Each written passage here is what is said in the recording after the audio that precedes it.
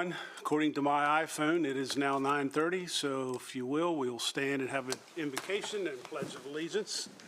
May we bow in an attitude of prayer. Gracious Heavenly Father, we just ask for your guidance and direction.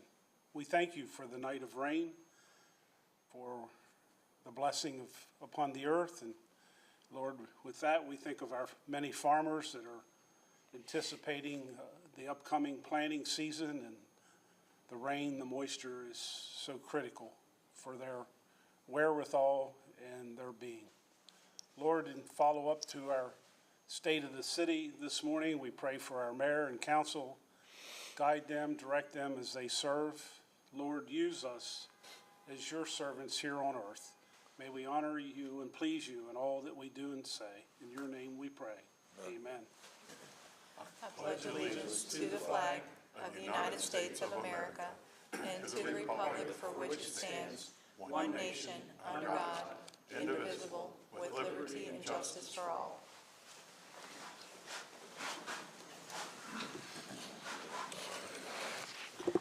Good morning again. I'll call our meeting officially to order.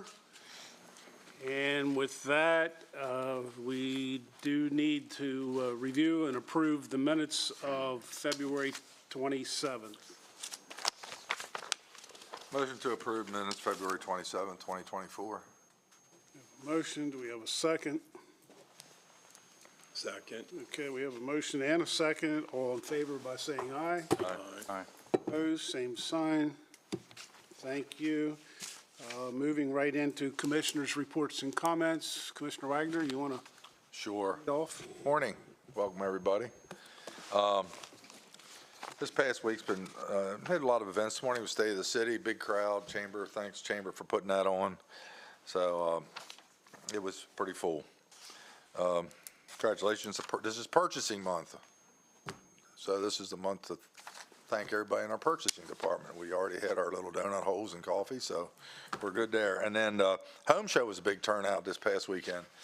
Thanks to the Home Builders Association, whom I'm a member with. Full waiting list. A lot of good things. Thank the county for being there, and everybody that staffed our booths and set up and tore down. So I did get out there and made the rounds, and I tell you, it's a heck of an event. I mean, if you're looking for anything to do with home building, vendors, gutters, that's a good place to go.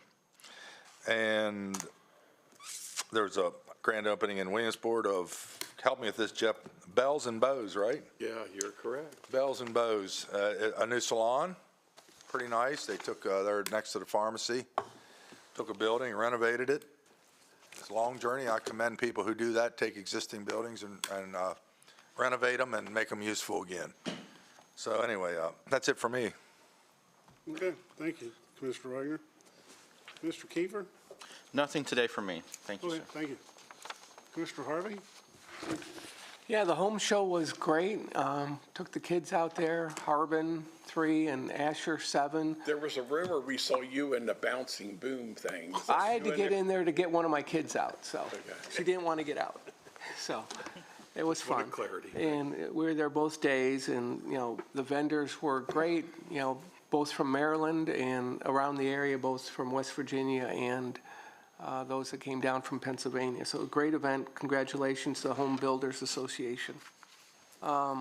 We had a good meeting with Funkstown last week when we had our session there. Yeah. Yeah, you left some crumbs for others to talk about. The Mayor Crampton and crew were very gracious. They gave us some good insights, and overall it was a very good meeting. And then thanks to Paul Fry and the Chamber, because they did the Business Awards last week at the Maryland Theater, and congratulations to the winners, as well as they sponsored the State of the City for Hagerstown this morning, and it was a very good program, and the video by the mayor and the staff there was well done. Appreciated that. And I will cede the balance of my time to my good friend, Jeff Klein. Oh, thank you very much. Good morning, everyone. The Funkstown meeting was very nice. Also wanted to make note that the town of Funkstown repaid us a loan. I think it was $300-some thousand. $312. To their credibility, we thank you for that. It was a good investment, and we appreciate the timely payback. I also attended the Business Awards. Very positive event. People talking about, again, about the local economy, and things are very positive there. I also went to the Home Builder Show. I want to thank staff and everybody who was there representing the county.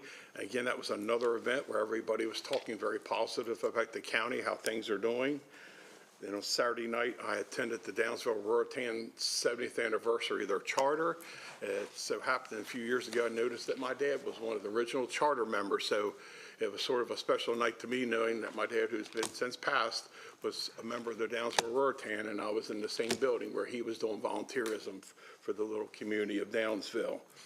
Then on Saturday morning, I took the opportunity to visit two of our EMS stations, Smithsburg and Williamsport. If you recall, March 1st was the day that we did the transition of Smithsburg and Williamsport EMS employees to be county employees. And all feedback from the folks I met there was very positive, and looks like as we continue to shore up our emergency responders, this was a good first step. So there was a lot of people to thank, including Director Hayes and others, but want to make sure everybody knows the transition that went well, and to thank all who was involved with that process. I think it was Friday then I attended the Hagerstown Crucible. It was training for the public. The Hagerstown City Fire Department did training over there on Frederick Street, from a tall building rescue to the burn building to bringing people out of cars that had crashed. So it was a good opportunity to watch and learn and see the skills that the Hagerstown City firefighters do to protect all of us. And then I also attended the openings of Bells and Bows in Williamsport, and one of our county employees, Mr. Lohman, his wife is the owner of that operation, and it's nice to see local businesses with the local people. So that concludes my report, sir. Thank you. Thank you, Commissioner Klein. Yes, this past week has been very indicative and heartwarming, to say the least, of many fine activities that make our community the type of community that we've learned to love and cherish, and why we live here. The Business Awards, I think the Chamber did a fantastic job. It was a very nice event. And hats off and congratulations to all the, not only the awardees, the winners, but all the applicants that participated in that nomination process. Many very fine, upstanding businesses and individuals in our community that contribute back so much to this community. Last Wednesday evening, I guess it was, or Thursday evening, had the annual Donor Society reception at the Barbara Ingram School for the Arts. Once again, a absolute gem in our community. The students and the faculty there at Barbara Ingram put on a very wonderful presentation. Some of the incredible sculptures, artwork, pottery, and the list goes on that comes out of that school is absolutely phenomenal. And thanks to the school board and the administration and all the fine things that come out of the Barbara Ingram School for the Arts. Also on Friday evening, I attended the 50th wedding anniversary of Pastor Richard and Robin Daltrich, another fine family in this community. They held a very honorable and very heartwarming 50th anniversary out at Warehouse Cinemas, which the family owns, and it was quite an honorable event. And again, congratulations to the Daltriches for 50 years of marriage. The home show is another fine example. It's already been mentioned here today, but when you look at the participation and the businesses that poured so much energy into a two-day event, once again, is what this community is all about. The collaboration and the enthusiasm in thriving businesses many family-owned and just do a fantastic job giving back to this community. So Hey, John, Chris just walked in, Detro, she organized the home show. thank you very much. Wonderful event. And, you know, I'll take it one step further. When you look at those businesses, most of them that at that event participate, give back, volunteer. If you can go booth to booth to booth and see and talk to business owners that serve on committees, serve on nonprofits, give back to this community, it's overwhelming. So, thank you. I know there's a few other things, but in light of time, I will go over some upcoming events. Grand opening of Brook Lane's Child and Adolescent Residential Unit this Thursday, March 7th at 4 p.m. This weekend is Leitersburg Fire Company Banquet, Saturday, March 9th, up at South Mountain Rod and Gun. And our next evening commissioners meeting is Tuesday, March 26th at the Williamsport Town Hall. And something that's not on my list, but this Saturday evening is the Maryland Symphony Orchestra at the famous Maryland Theater. And again, another fine organization in our community, Maryland Symphony Orchestra, based here in Hagerstown, that we should be very proud of, and all that they do and give back to this community. So if you don't have a ticket, I'm sure you can get one at the Maryland Theater for this Saturday night at the Maryland Symphony Orchestra. I miss anything? Okay, no other comments, commissioners. We'll move right into staff comments, and first up is Jonathan.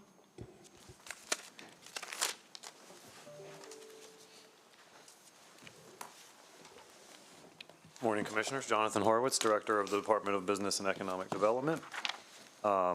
I would never claim to be Earl Stoner, but from a business perspective, we are trying to pivot out of the COVID pandemic and move on with the world from the business perspective. So I'm here to tie up our last grant program.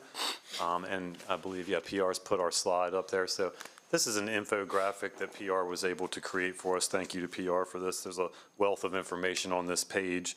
What this just is a report out for you for the last Small Business Impact Grant, which was ARPA, American Rescue Plan Act money from the federal government. We distributed $5 million in small business grants.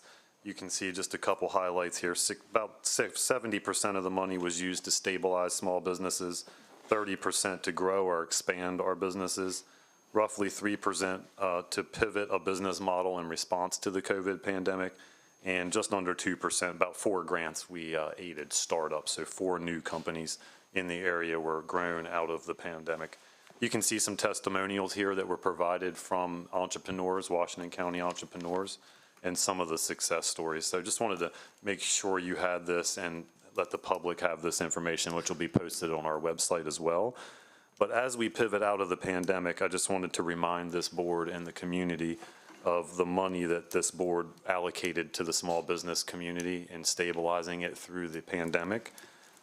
Initially in March of 2020, the Board of County Commissioners allocated $13.1 million, which was allocated out in 1,100 different grants to small businesses to stabilize the small business community in Washington County.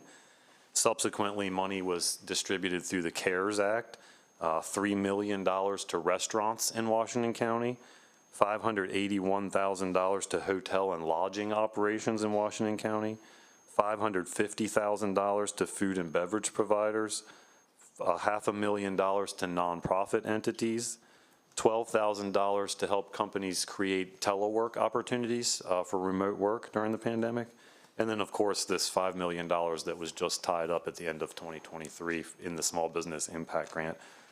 That totals just over $23 million that was given out by your board to the Washington County business community in various ways to support through the COVID pandemic. So the business community would like to say thank you for that funding and stabilizing them. And then just to leave you with, don't forget that the ARPA funding is also supporting the Hagerstown Community College Career Expo, which has been stated a couple times, 120 vendors at the one in November, over 500 job seekers. It's really something to see 500 job seekers come out into one place post-pandemic. And so there will be another session of that Career Expo, and that is April 17th at the ARC at Hagerstown Community College. So any employer in Washington County can display for free. Just reach out to our office, and we expect to see even more job seekers with the warming up of the weather. Jonathan, just a real quick curious question. Sure. It's more of a curious, $23 million. Did we ever, do we have any way of knowing, you're in the business community, you get to talk to all these people, I know it had to benefit, but did we literally save businesses with that 23 million? Yeah, I wish we had more room to show you the testimonials, because that's really the fun part of it. Yeah. But yeah, countless stories of saving businesses, increasing their services to the community. Just success stories are wild with this, yeah. And it really was able to keep the landscape, the fabric that we had pre-pandemic together, and I think we really did a good job. If you look at some of our larger retail sectors like the Valley Mall or the developing Sharpsburg Pike area, you'll see that we really had very limited pause, only forced pause by the federal government in our retail and services to our community. So something we should be really proud of, and you should be proud of as your board to pull through that 3.5 years of pandemic and really come out not static quo, but really just shining and growing. Thank you. Any other questions? Thank you, Jonathan. Thank you. Have a good day. Okay, Rick Curry?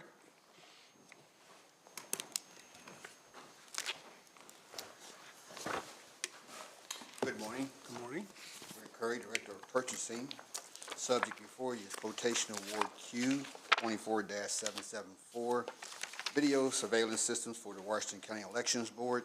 Normally, you would not see this come before you. There is a situation where where these cameras have to be in place for the drop boxes that are going to be installed by April 1st, is the reason why I'm bringing this before you under staff comments. Recommended motion to award the quotation for the video surveillance system to the responsive bidder, Satirius Oh, never mind. Technologies Corporation of Fishers, Indiana, who submitted a total lump sum of $53,130 for the cameras and a $300 monthly service contract after the warranty period. Cameras are to be installed at 7 locations listed in the ARF, as you can see the various locations. And the Code of Public Law states that a contract over $50,000 for the purchase or other expenditures shall be awarded by the board to the lowest responsible bidder who submits a responsive bid. Requests for quotations are processed for purchases of commodities and services not exceeding $50,000 and are normally awarded at the departmental level in concurrence with the purchasing department. Due to the recommendation of the award of the cost for this camera installation that exceed $50,000, the quotations before the board for an award, it was anticipated that these services would not exceed $50,000, and because they did, that's the reason why they're here before you. You can see there are funds listed in the account for the services and the attachment showing the bidders who submitted proposals. Questions? So there's 7 cameras total on these locations. Yes, sir. I guess any question I have, I'm great with it, that we need them, but didn't we have cameras at some other, at last election, did we have cameras at any We did location? have cameras prior, they just unfortunately didn't work as Oh, okay. optimal as they should have been. So they didn't work, but we had them. Now they're gonna work. They did work, but we didn't have perfect access to them. Like now, we will have perfect access. And they'll be monitored from Virginia Avenue? Yes. Barry will have access no matter where he's at. Okay, and so what, if I may, I agree with this. I think it's something we're supposed to do anyway, right? We're required by law. Yeah. Appreciate the good work. Now, how do you actually monitor, and what are you monitoring for? Do you know that? Or could Barry come back and send us a note about how this actually is going to work? What we will be hardwired, there'll be a hardwired switch that will connect to the entity where the Dropbox will be, and Barry will have live video access to that. It's just because of the nature of the elections as we go forward. Election security is very at the top of our, very high for us because of all the threats and to election officials and anything to do with elections. So we are just following the law and trying to keep ahead of that. Okay, if you could just get me some information about what you're actually monitoring for. And of course, Yes, it will monitor the movement of anyone around the box. Okay, so it triggers, so if I Yes. drop in 50 ballots, you're gonna, Correct. so you're gonna review that kind of thing? and the video will be archived for review later. Correct. We have to hold it for 22 months by law. Okay, thank you. Teresa, or Rick, are these cameras temporary? Will they come down and then go back up for the next election? They will stay because the service contract was a $300 monthly fee after the warranty period, so they will stay in place. Okay. Motion to approve. Second. Okay. Any further discussion or questions? Motion is second to approve as submitted. All in favor by saying aye. Aye. Aye. Opposed, same sign. Thank you. Thank Thank you. you. Michelle Gordon, Okay. County Administrator. I have quite a bit today. I did attend the MACO legislative meetings to help keep up to date on pending legislative items. Additionally, on Friday, Zach and I traveled to Annapolis, where I provided testimony regarding the county's one of the county's legislative items, along with Delegate Wyvil. And I'd like to thank our local delegation for supporting our legislative requests. I did attend the Chamber's 25th Annual Business Awards and would like to congratulate all of the award winners from that evening. I also attended the Maryland Theater Board meeting as a board member. I also attended the Home Builders Show. I was very pleased with how well attended this great event was. I'd like to thank our county staff for manning the county's booth. Saturday marked a significant milestone for our Division of Emergency Services as EMS employees from Williamsport Fire and EMS and Smithsburg EMS transferred to county employment, and planning for this transition has been several years in the making. It's exciting to see it finally come to fruition. I'd like to welcome those employees to county employment. I also attended the State of the City this morning. We have received several requests for letters of support. Those were emailed to you between last week and Monday. The first is from the town of Sharpsburg. They are asking for a letter of support for their recent application to the Maryland Heritage Area Authority to partially fund the restoration and preservation of the historic town spring known as the Big Spring. This spring was a major factor in the establishment of the town in 1763 and was the main drinking source for the town at one point. This spring is a vital part of the history of Sharpsburg and attracts visitors to the town.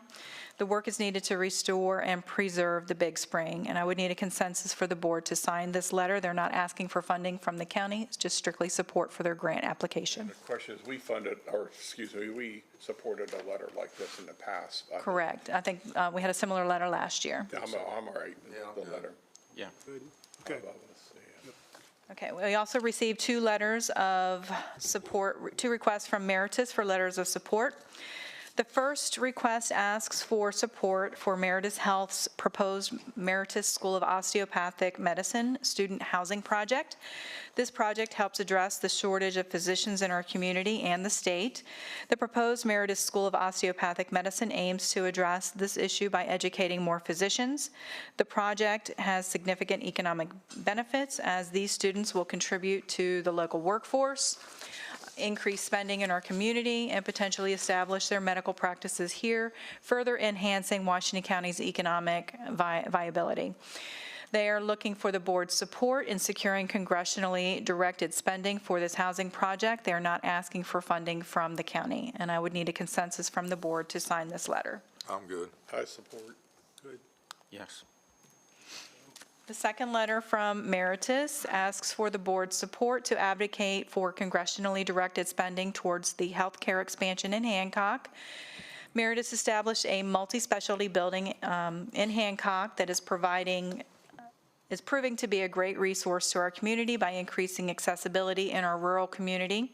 It serves as a primary healthcare provider, ensuring that basic medical needs are met in that area. Meritus has proposed an expansion of their services in Hancock to include cardiology and gastroenterology. The expansion of these specialties will address existing healthcare disparities and serve as a significant step towards promoting economic development throughout the county. The availability of those specialized services will attract and retain medical professionals, boost job growth, and contribute to the overall prosperity of that region. I would need a consensus from the board to sign this letter as well. Support. I support it. I support. Just for the record, I was also asked to write an individual letter, which I did, so if it's okay that I'm on there twice. Okay. Just want to remind everyone about an upcoming event. We have the St. Patrick's Day Run Walk Fest, which is on March the 16th. This is a joint event hosted by Washington County Parks and Recreation Department and the City of Hagerstown. It supports Washington County Community Free Clinic. Costumes and St. Patrick's Day attire are appropriate and highly encouraged. Please sign up for this wonderful community event or just come to cheer on the participants at the finish line. And then the last thing that I have is our next meeting is on March 12th. That's next week. There's also a 1 mile walk, but that isn't there. There is a 1 mile walk, and I believe Commissioner Klein has challenged. Anybody and everybody, $15 to help the community free clinic. Thank you. Where does that start and end? Where's it start? Does the walk or the run start? Is it Right downtown? downtown, right there. in Could you front of the chisel theater. that down to a quarter mile, man? If you don't finish the whole mile, I won't hold it against you. And that's Okay. everything that I have. Okay, any other staff comments? Okay, we'll move into citizens' participation, and I haven't read the participation statement for a while, so I'll do so. This is an opportunity for citizens to comment about an issue or issues of county practices and interests. This is not an interactive dialogue or question and answer session. It is solely time to hear citizens' comments. And please give us your name and address for the record, and try to limit your remarks to 3 minutes or less. So do we have anyone here this morning who would like to participate under citizens' participation? Yes, ma'am, come on up.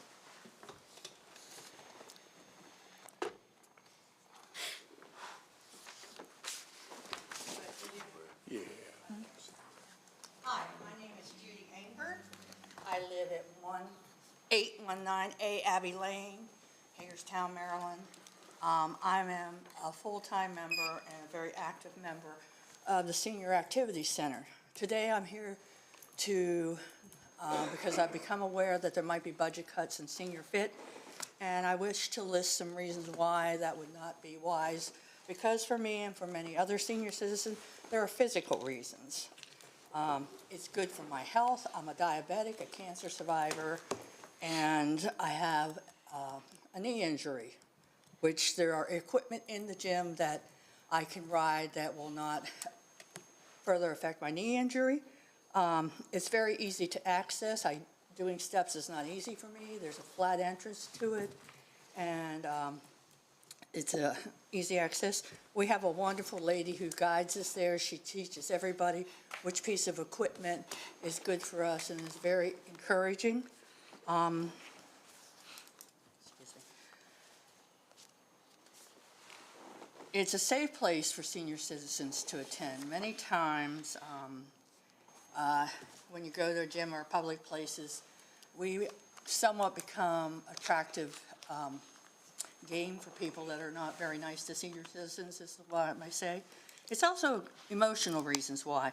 It's less stressful than going to a regular gym where everybody's in a hurry to do stuff. But there, you can work at your own pace, you can talk to other people. It is exercise that helps to deal with your emotions. Also, there's a saying on the wall that says, life is like a bicycle, keep moving, and that helps us keep moving.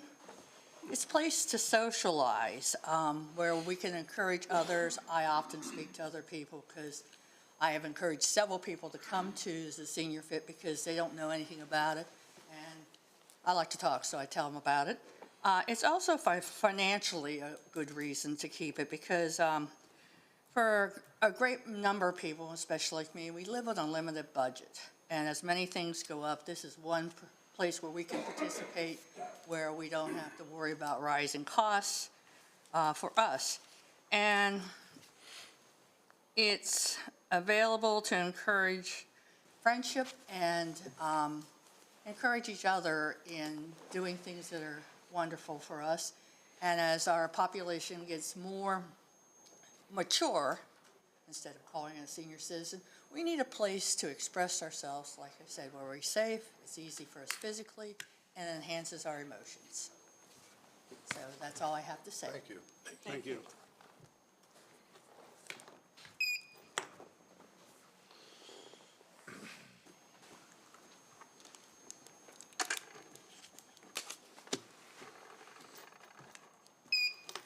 Hello, Good morning. Chris Detra, 10812 Archer Lane, Williamsport, Maryland.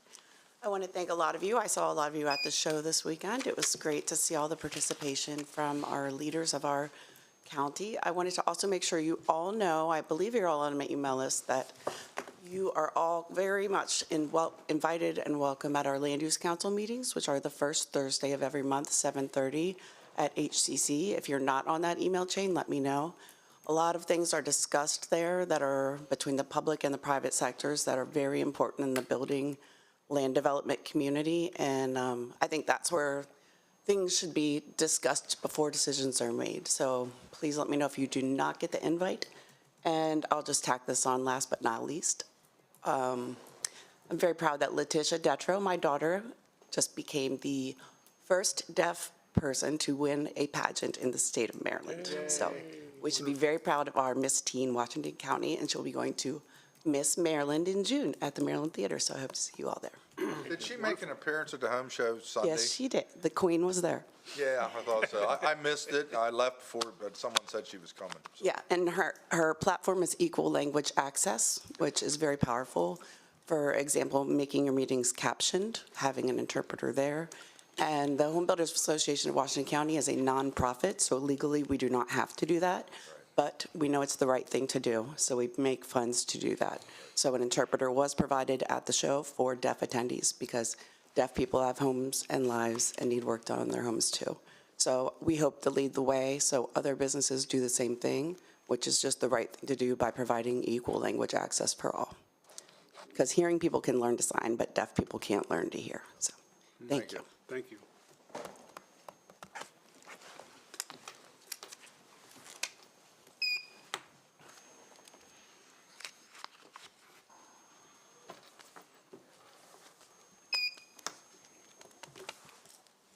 Good morning, Carol. Good morning. I'm Carol Mowen, President of the Washington County Teachers Association. Our office is located at 18047 Oak Ridge Drive in Hagerstown. I'm here on behalf of our nearly 1,400 members who work for the Washington County Public Schools to advocate for adequate funding for our students and schools. The approximately 1% proposed budget increase for the Board of Education's FY 2025 budget, as noted in your current proposed budget, is simply not enough to meet the needs of our students and schools. County revenues have been underestimated in your published Citizens Guide to the Budget as compared to year-end revenues for multiple years. In FY 2023, the original approved budget for the county was $37 million less than what the county government actually earned in total revenue at the end of the year. This resulted in budget surpluses that could have been allocated in the open budget process to adequately fund requests from the school board and other county agencies. In 2023 alone, the surplus amount from the approved budget plus the additional financial allocations made throughout the year was $25 million. The county has the resources to adequately fund the schools without raising taxes. I hope that you will revisit the revenue projections for FY 2025 and make adjustments in the coming weeks. With surpluses in recent years, it seems to me that a more aggressive approach to revenue projections would be prudent. In addition, I hope that the commissioners will continue to be in dialogue with Dr. Sovine and the Board of Education about the funding our schools truly need for our students and staff. I understand that the commissioners must balance many priorities and the needs of many county agencies. However, I believe that by making different decisions than those made by previous commissioners in past years, this Board of Commissioners can provide adequate funding for for WCPS and to other agencies as well. WCTA members do not want to have the needs of our public schools pitted against the county's need for public safety or the needs of other county agencies. We do, however, need our fair share, as noted by the state's funding decisions that are based on data related to the county's fiscal health. Local government resources, as tracked in the state data, indicate that the county can afford to step up local investments in our schools. You can make that choice. While we know that we have much to celebrate in the ways WCPS students and teachers are successful, we also know that the challenges continue and are many. The realities of the work vary greatly depending on the school, grade level, and other factors.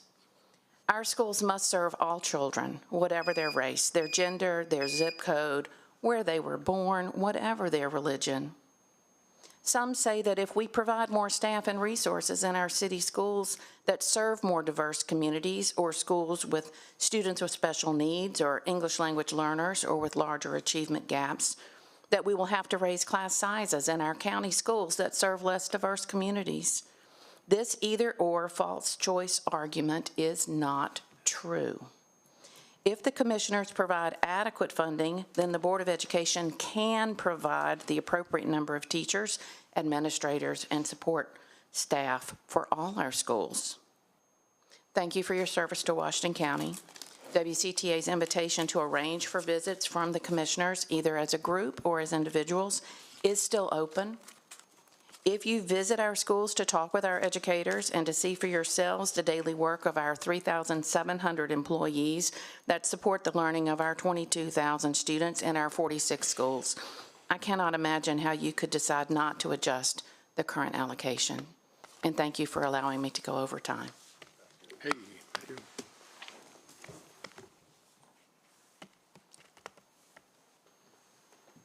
Anyone else?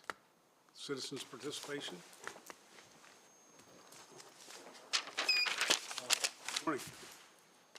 My name's Randy Mills, 760 Morningside Avenue, Hagerstown, Maryland. I'd like to submit that many, if not most of your senior community, do not have the wherewithal to smooth that path to the end. And I'm sure you realize that the Commission on Aging and the Senior Center not only provide a trusted group of people to help guide your seniors to some of the services and avail them of what is available for them to help smooth that path. They also provide a safe environment for seniors to gather and connect and still find a sense of purpose. I urge you to not reduce the funding to the center. It is vital to older folks who, after all, spend the bulk of their youth helping to sustain and grow this community. Thank you for your time. Thank you.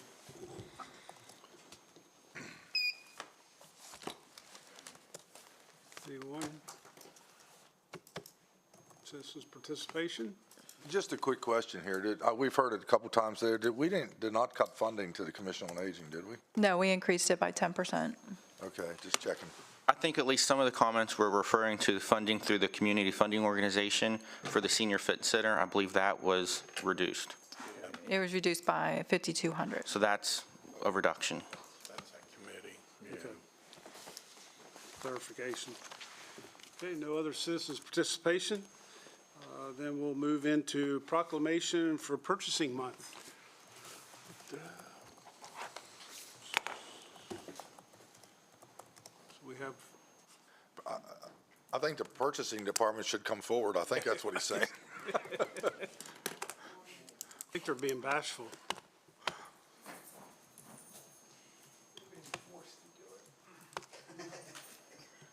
You have the proclamation, John? I do. Okay. Rick, you want to make any comments first? I just want to thank the board for recognizing March as being purchasing month. We will have a get-together later this month, and everyone will invite you to luncheon. He's too busy taking pictures. I'm gonna get Commissioner Pine to make the presentation.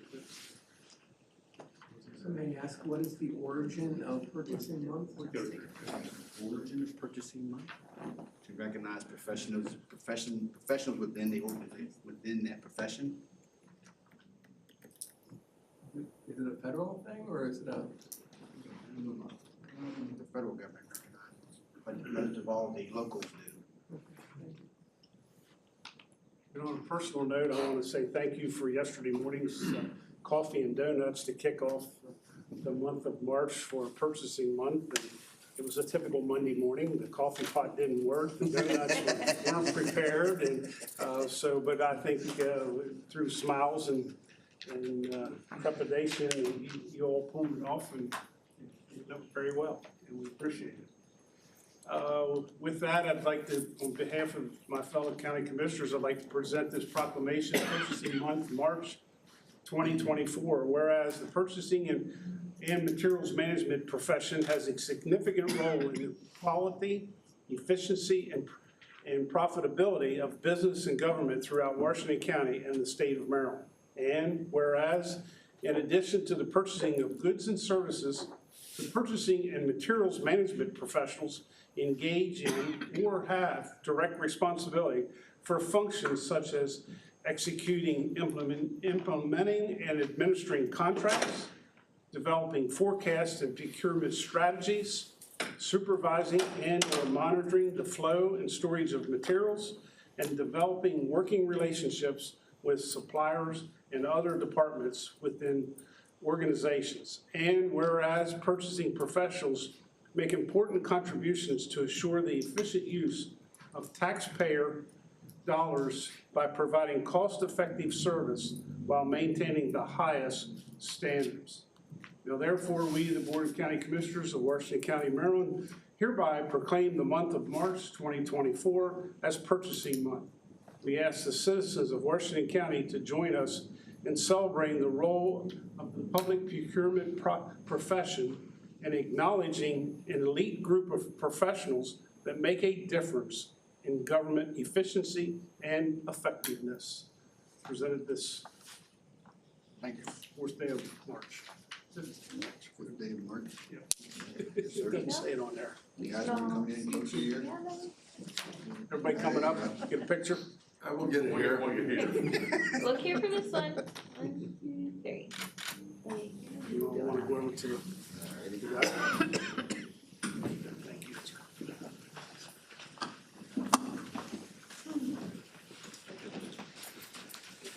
Well, them donuts were delicious,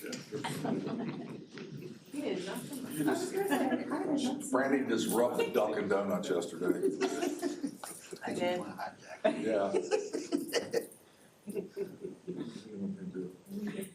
Why would you get her in? Katie has a wide angle lens. One's in the center, so you can't cross me back. Okay, here we go. 1, 2, 3. Thank you. Thank you, Rick. Thank you. Thank you. Thank you, sir. Thanks, Brandy. Thank you. Thanks, Brandon. Thank you.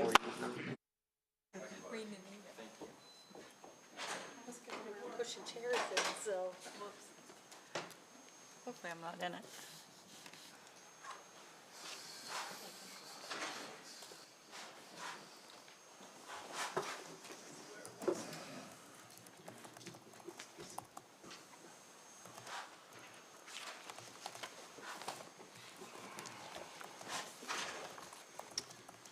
Okay, speaking of purchasing, next item is bid award, PUR 1661, grinder pumps for Department of Water Quality.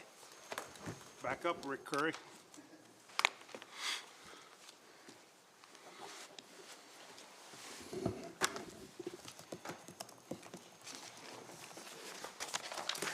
Good morning, Rick Curry again, purchasing.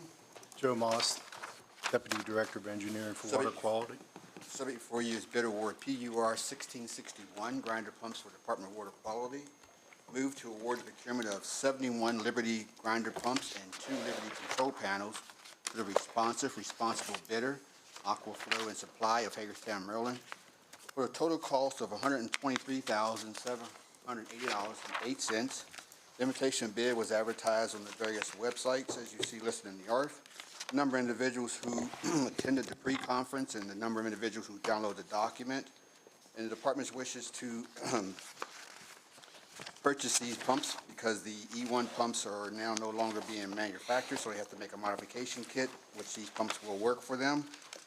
And also see the fiscal impact. There's $152,447 in the budget for the purchase, and there's quotes attached for your review. And any questions? Motion to approve.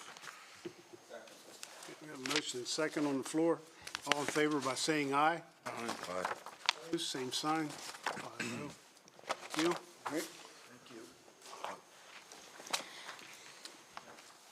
Next item is sole source procurement, PUR 1674, maintenance agreement for Stryker power loads stretchers.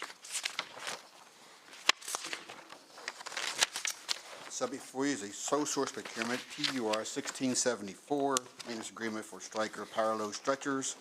Move to authorize a sole source procurement for a maintenance agreement for Division Emergency Services for Stryker power load stretchers in an amount of $212,821.74, which is over a 3-year period, from Stryker Sales Corporation of Chicago, Illinois.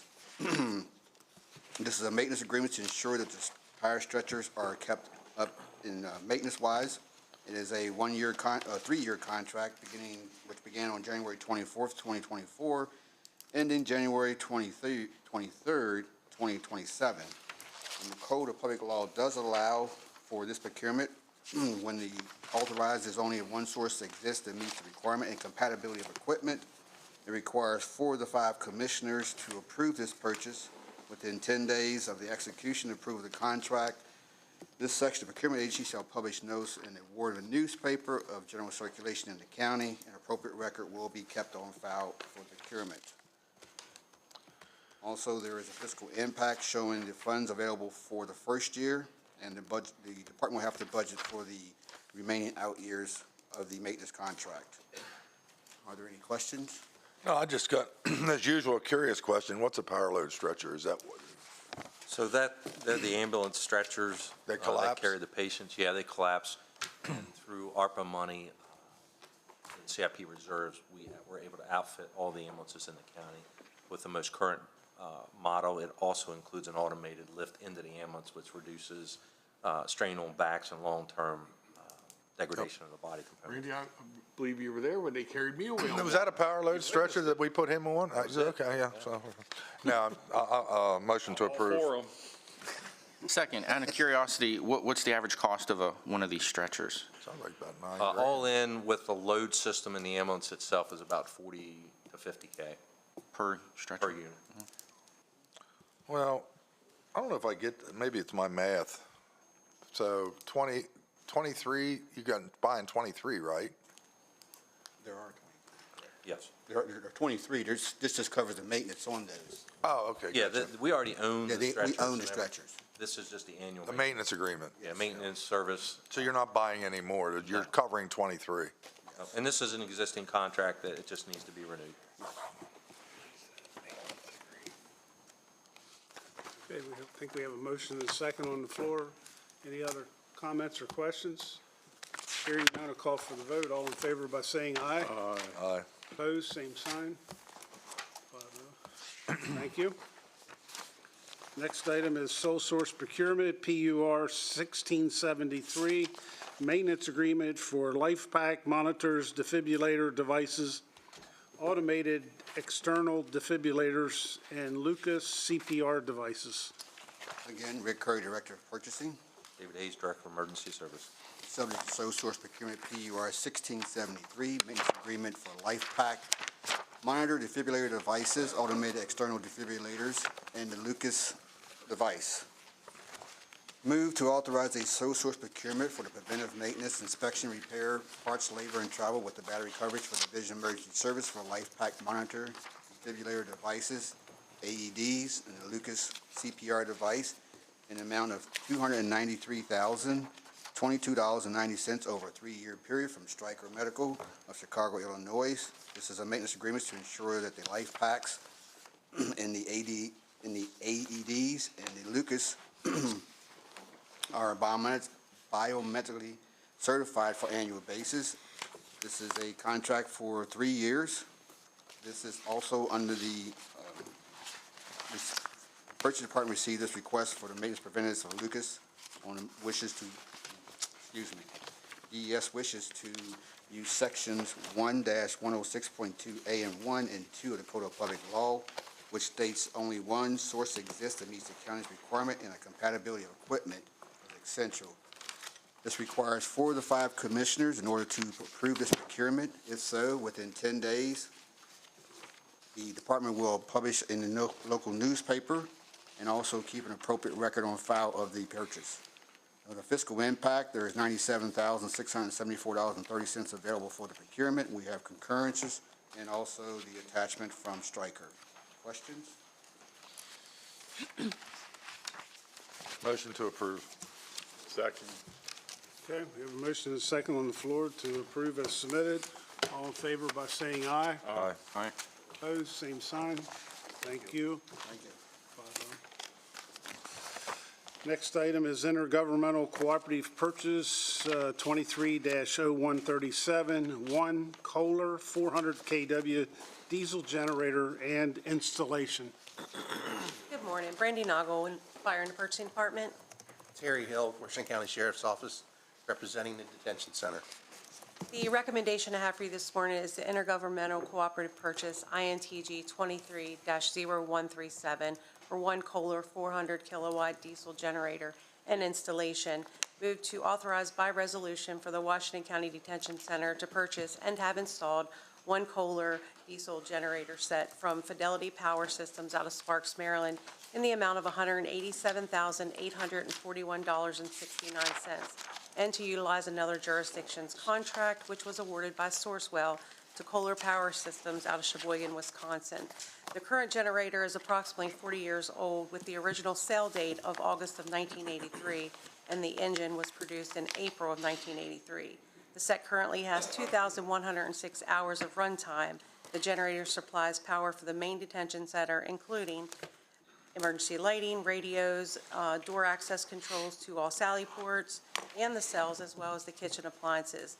The major issue on hand is that there's no replacement parts for the generator at this time. The maintenance issues, along with there is no longer support for this controller, is the reason for the replacement of the generator. The Code of Public Law of Washington County provides that the Board of County Commissioners may procure goods and services through a contract entered into by another government entity in accordance with the same terms and conditions of the contract. And there is a direct cost savings associated to this because of the economies of scale that the contract has leveraged. The department CIP budget has a remaining budget of $924,595.45 to cover the expense of the replacement and installation of the generator. Okay, going to Terry, you got your money's worth out of that one, didn't you? 40 years. We did. It's been a wonderful machine. Yeah, motion to approve. Second. Okay, motion second to approve as submitted. All in favor by saying aye. Aye. Opposed, same sign. Thank you. Thank you. Thank you.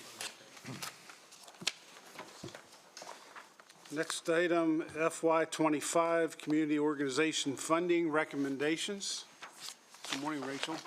Good morning, Rachel Souders, Director, Office of Grant Management. The Community Organization Funding Committee is comprised of 5 members individually appointed by each county commissioner. The committee is charged with reviewing and evaluating annual grant application requests that are submitted by community-based local nonprofit organizations that are on the Commissioner's 1108 list. There's 136 organizations on that list. After this careful review, the committee makes funding allocation recommendations to the Board of County Commissioners within the established annual funding priorities.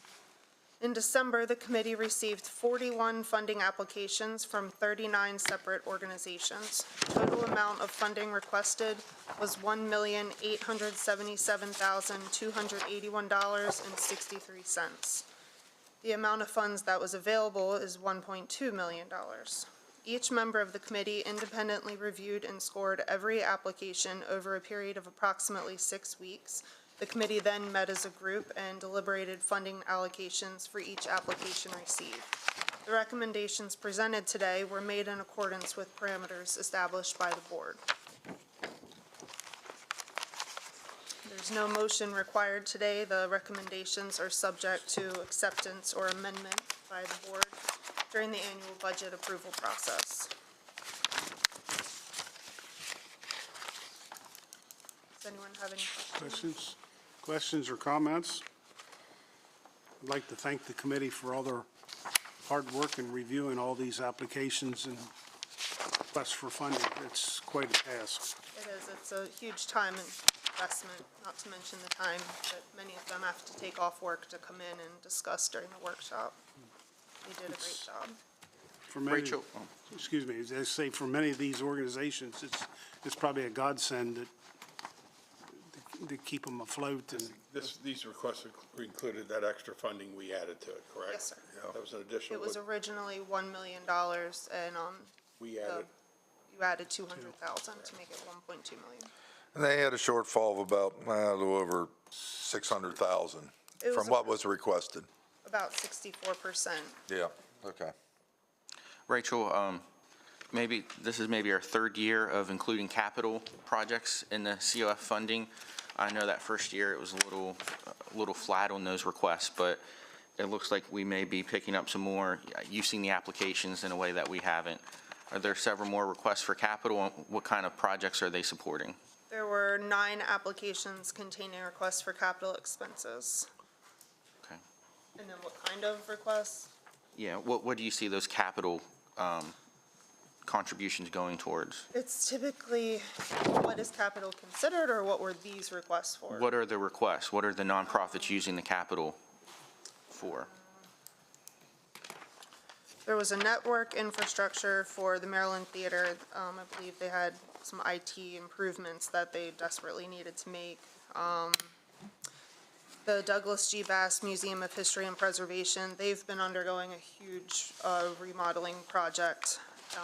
So they've been getting funding from a lot of sources, including this, to renovate the building.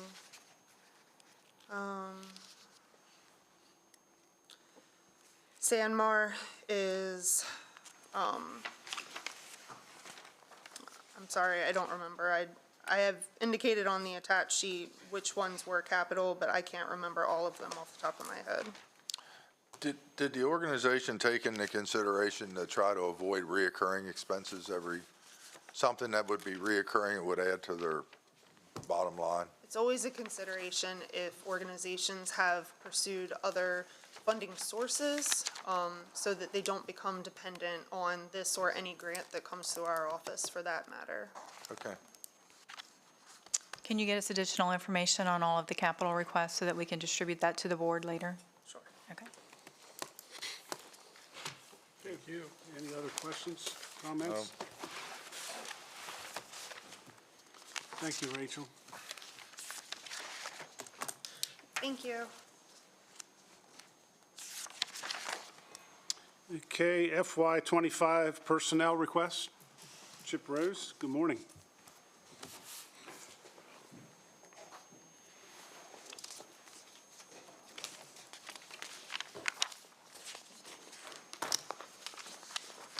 Good morning, Commissioners. Chip Rose, Human Resources Director. Kelsey Mace, Chief Financial Officer. Each year, personnel requests and other salary recommendations are submitted through the budget process. These requests are reviewed by the Personnel Review Committee, which is made up of the Director of Human Resources, the Chief Financial Officer, and the County Administrator. Recommendations are then made to the Board of County Commissioners following those meetings. Personnel adjustment requests for fiscal year 2025 totaled $3.4 million. After review, the recommendations from the committee totaled $683,000, which is roughly 20% of the initial recommendations that were made. Summary information is provided in your packet, as well as detailed information on each of those individual requests. That, by the way, looks like this if you're looking for that page. $4.7 million is being recommended by the committee for salary scale realignments of grades 1 through 16, And then $1.5 million is being recommended by the committee for consideration of a 1% COLA for retirees.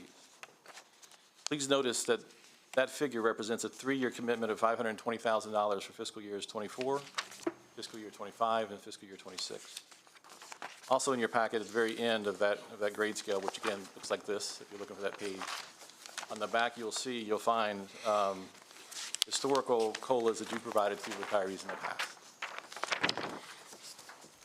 Unless you have questions about the individual recommendations, what I'd like to do is to highlight some of the recommended changes to the salary scale, as they represent the bulk of the recommendation being offered by the committee. Again, you should have those scales in your packet. I'm going to hand out the DES scale. We also made changes to the DES scale because they did not have any major changes done during the public safety study a few years ago. However, they did receive a 5% increase just a couple of months ago as part of the wage reopener. So the salary scale changes to DES aren't quite as drastic as they are to the WCC scale. So the next couple of comments will be about this particular handout, which is the actual grade scale itself, the salary scale with the highlights on it. There's a lot of information on it, so I wanted to make sure that we took a few moments just to kind of focus on what we were looking at there. In fiscal year '24, revisions were made to approve, to bring the salary scale into compliance with Maryland minimum wage. You'll notice, for example, in column 1, which is about 4 or 5 columns from the left, at the very bottom, grade 1, step 1, currently reads $15 an hour, which is what we were trying to accomplish last year. While those changes were necessary, they were significant adjustments, and it compressed our salary scale and left inconsistencies between the minimums of each one of the grades. Previously, they were 8%, and some of them were left at 3%. You can see that, by the way, just to the left of the grades itself, the boxes itself, to show you what the distance between the grades are versus what there will be after we make these recommendations. Go slow if you guys have any questions. You can stop me at any time. For fiscal year '25, revisions are recommended to the full-time and part-time regular scale, which is what we're looking at here, to bring parity with patrol, detention, and emergency services, and to attempt to smooth out the spacing between those salary grades. Please notice, for example, that there's a 4% difference or space between each one of those ranges between the minimums of grades 1 through 6. You see that in the highlighted yellow section there to the left of the scale. 6% between grades 7 through 16, and roughly 8% between the grades 7 through 22, with the exception of grades 7 and 8, which is 7% gap between the two. This was achieved after providing a 1% COLA for all the grades and a differential increase that's weighted towards the bottom of the salary scale, which you'll see at the very left-hand side. In fiscal year '24, grades 13 through 22 didn't receive an increase. But in fiscal year '25, we're recommending grades 13 through 16 would receive a smaller increase compared to those at the lower levels. And grades 17 through 22 would not receive an increase other than the 1% COLA. Similar assumptions were made for the part-time seasonal grades at the bottom of the sheet. You'll see those 6 grades there at the very bottom. The average increase for the part-time seasonal scale is roughly 2.5%, with a little more being weighted towards the lower grade. I'm going to pause. I know it's a lot of information to look at. Just want to see if you have any questions. It is a lot of information. Just hypothetically, if I'm a grade 9, explain what happens with the grade 9, or I'm seeing. So for a grade 9, that person would get a 1% COLA, 2.5% step, if we keep the steps in there. And in addition to that, they would get 9.4% as a result of this grade scale realignment. So basically, it looks like to me, and I'm not interrupting you, I'm just trying to get it clarified It's okay. in my mind. Right, that's what it's for. That grades, at least grades 1 through 10, or whatever grade we start with there, we're trying to bring the upper grades up for retention and attraction, and is that pretty much the whole? Right, to make sure that we're competitive with the Maryland's minimum wage being $15 an hour right now. At one point in time, our lowest grade was probably $3 or $4 per hour more than minimum wage. Right now, our lowest grade is making minimum wage, so we can't compete with Martin's and McDonald's and Sheetz and some of those places. So what this is doing is it's bringing up that lowest grade from $15 an hour to $16.50 an hour, which is about an 8.9% increase over the $15.15. So it's to try to make our lower grades a little more competitive so that we're able to fill them and not have as many unfilled positions and to make sure that we're able to retain those employees. So if I'm reading this right, let's say grade 11, actual percent of increase is 9.4%. Does that sound right to you, or? It's 9.4% plus the 1% COLA. Plus the 1% COLA. So the 1% COLA is across the board for everyone. The grade scale alignment is just that blue column. Okay, gotcha. So, What you're noticing here is a differential application to the grade scale. So as opposed to, say, just hypothetically applying a 3%, increase to everybody, what we're trying to do is we're taking that money and kind of focusing at the bottom of the scale to kind of make sure that it's more competitive. To Michelle's point, moving from the bare minimum, which is $15 an hour, to $16.50 makes us more competitive for hourly rates for Walmart, McDonald's, anyone else that would be hiring hourly rates. and Chip, it's not only for that minimum wage scale to be competitive, but I asked for this last year. Right. And I think we discussed it, and this takes a lot of work to go through because you've got so many variables you have to consider here. So I applaud the hard work. The challenge I saw last year was, we had people that were working with family of 4, full-time job, they're an 11, they're a 12, yet we have people eligible for food stamps, okay? And that was unacceptable. And so we had to begin to look at a way to adjust for the lower half to bring them up without also increasing the salaries. So this is an adjustment. It's not a COLA or anything like that. And so we don't have really any increases for people at, really from 15 above. The actual increase is only, what, 2%, 2.7 there? After 15, they definitely get smaller, correct? Yeah. Right, and I have some averages for you. We have about 885 full-time employees. 283 of them are in grades 17 and above. So there are 283 employees who are just going to get the COLA and the STEP. So that's about 32%. So we're giving, the grade scale realignment is impacting about 68% of our employees. The average total increase for employees, including the 1% STEP and the the 1% COLA, the 2.5% STEP, and then this grade scale realignment is 8.9%. That is the average increase. With 283 of those employees only receiving 3.5%, and 68% of those employees are getting an average increase of, additional increase of 5.37%. That's the average. That's really good. And the majority of these employees are in our highway department, solid waste, land preservation, water, sewer, transit, airport. The majority of these employees impacted by this grade scale realignment are in those trades, those skilled labor trades. So after grade 11, it starts to deteriorate down from this, which is the intent of this. To phase it out to our upper level grades so that they're not impacted. In future years, we'll want to decompress the scale, but right now our main focus was on those employees in those lower grades. Yeah, one of the comments I want to make, a certain percent increase to someone at one grade is different than a certain percent grade someone who's making a higher hourly wage. So all we're trying to do is bring people up from our lower level grades in order that they can have a better life and stuff, and stop the coming and going of employees. So the people with the higher per wage per hour is not really being discriminated or disenfranchised, where the word is. We're trying to make it fair for the lower levels to be able to stay here in the county, have a nice job, and at the same time, we are awarding, recognizing the higher grades with some. Yeah, if you're making $35,000 a year and you get 2%, that's not earth-shaking. So that's what I see this is all about. Yes. And then just to focus on the DES scale, since I just handed that out today, we increased the lowest grade by 4%, in addition to the 1% COLA and the 2.5% STEP. So the lowest grade would increase from $18.31 an hour to $19.05 an hour. And then we phased that out up through grade 6, essentially. And then the top grade in DES of grade 8 wouldn't get anything other than the COLA and the STEP. What are you asking for today, Chip? Is this information, or are you asking for a vote up and down on this? Information right now is what you have on your ARF. It's information for you right now. For the budget process? Correct. Okay. And just one quick question. The bill, I think, total bill is about how much with these? The total cost is $7 million, almost even, $7,020,000. And if we kick this in at the mid-year point, it would make it more digestible for this fiscal year, right? Has all of our directors and everybody seen this scale yet? They would have seen it today, correct? Yes. Just today, I not- mentioned it not- to the directors. Okay.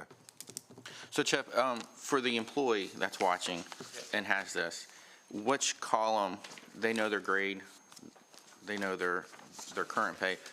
The blue, the white, the yellow, what is their pay increase if they wanted to look this up and see what's before them? So what you would start with is again, everyone's going to receive a 1% COLA. And I'd like to take a moment, just a second, but let me answer your question first. Everyone's going to have a 1% cost of living adjustment. And then you go to the far left-hand side, the blue column, and that would be the differential treatment for the grade or the scale. And so you would, for example, for grade 1, you would see the 8.9% within the blue column there, which, plus the 1%, so they would receive a 9.9% increase this year, grade 1. And again, if you wanted to look at the historical value, that first column just to the right of number 1, the column number 1, grade number 1, you would see $31,200 or $15 an hour, and it would be moving to three columns to the right, $34,320 or $16.50 an hour. Okay. So is there any one column that gives the final percentage increase for someone based on their pay scale, or do you have to take the blue column for everybody and add 1%? You just add 1%. We can get that to you. Okay. Yeah. And to that comment, thank you for asking that question, Commissioner. But to that comment, if I could just take one more minute to explain for folks listening or watching the minutes afterwards. The COLA is 1% on average. If you take, for example, grade 2, which we were just talking about just a moment ago, the starting hourly rate is $15.45 an hour. If you apply 1% to that, then you wind up with $15.60, and it's actually 0.6045. So that's a lot of decimal points. But at the end of the day, we can't actually give you 0.004 of a penny. So we're going to have to round that down to 1560 as we've done here in the scale. So the actual percentage will work out to be 0.98% in this particular case. Sometimes it works out to be 1% even, sometimes it's 1.01, sometimes it's 0.99. And it just all goes down to I can't give a fraction of a penny.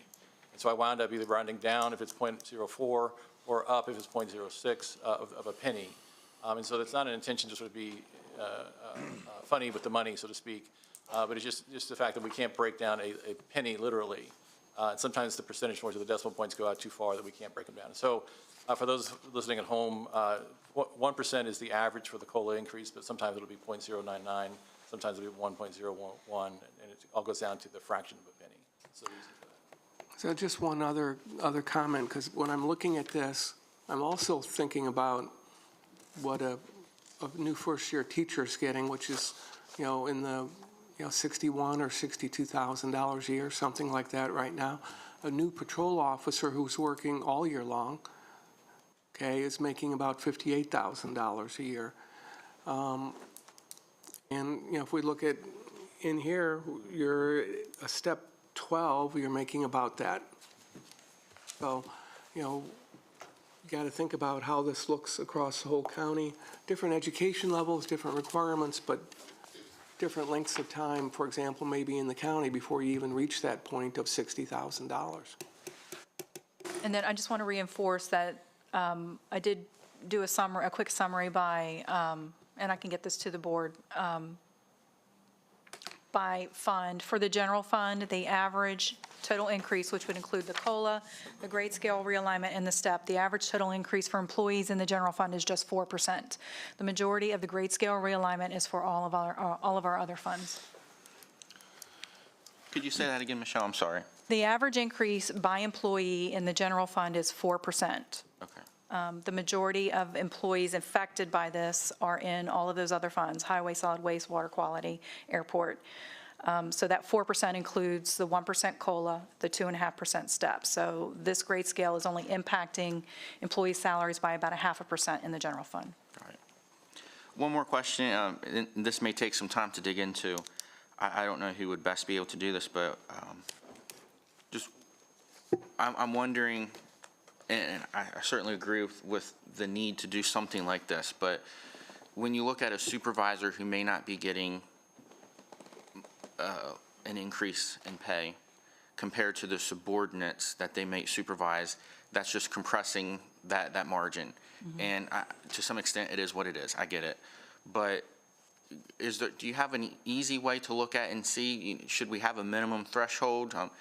Maybe someone with supervisory or managerial responsibilities, I don't know if this is an accurate number or not, making $1 more an hour may not be worth the headache of being a manager, and we may lose out on attracting good talent for that discrepancy. The comment is a very good comment. I don't know that there's an easy way to do that, to your point. I don't think you really meant that.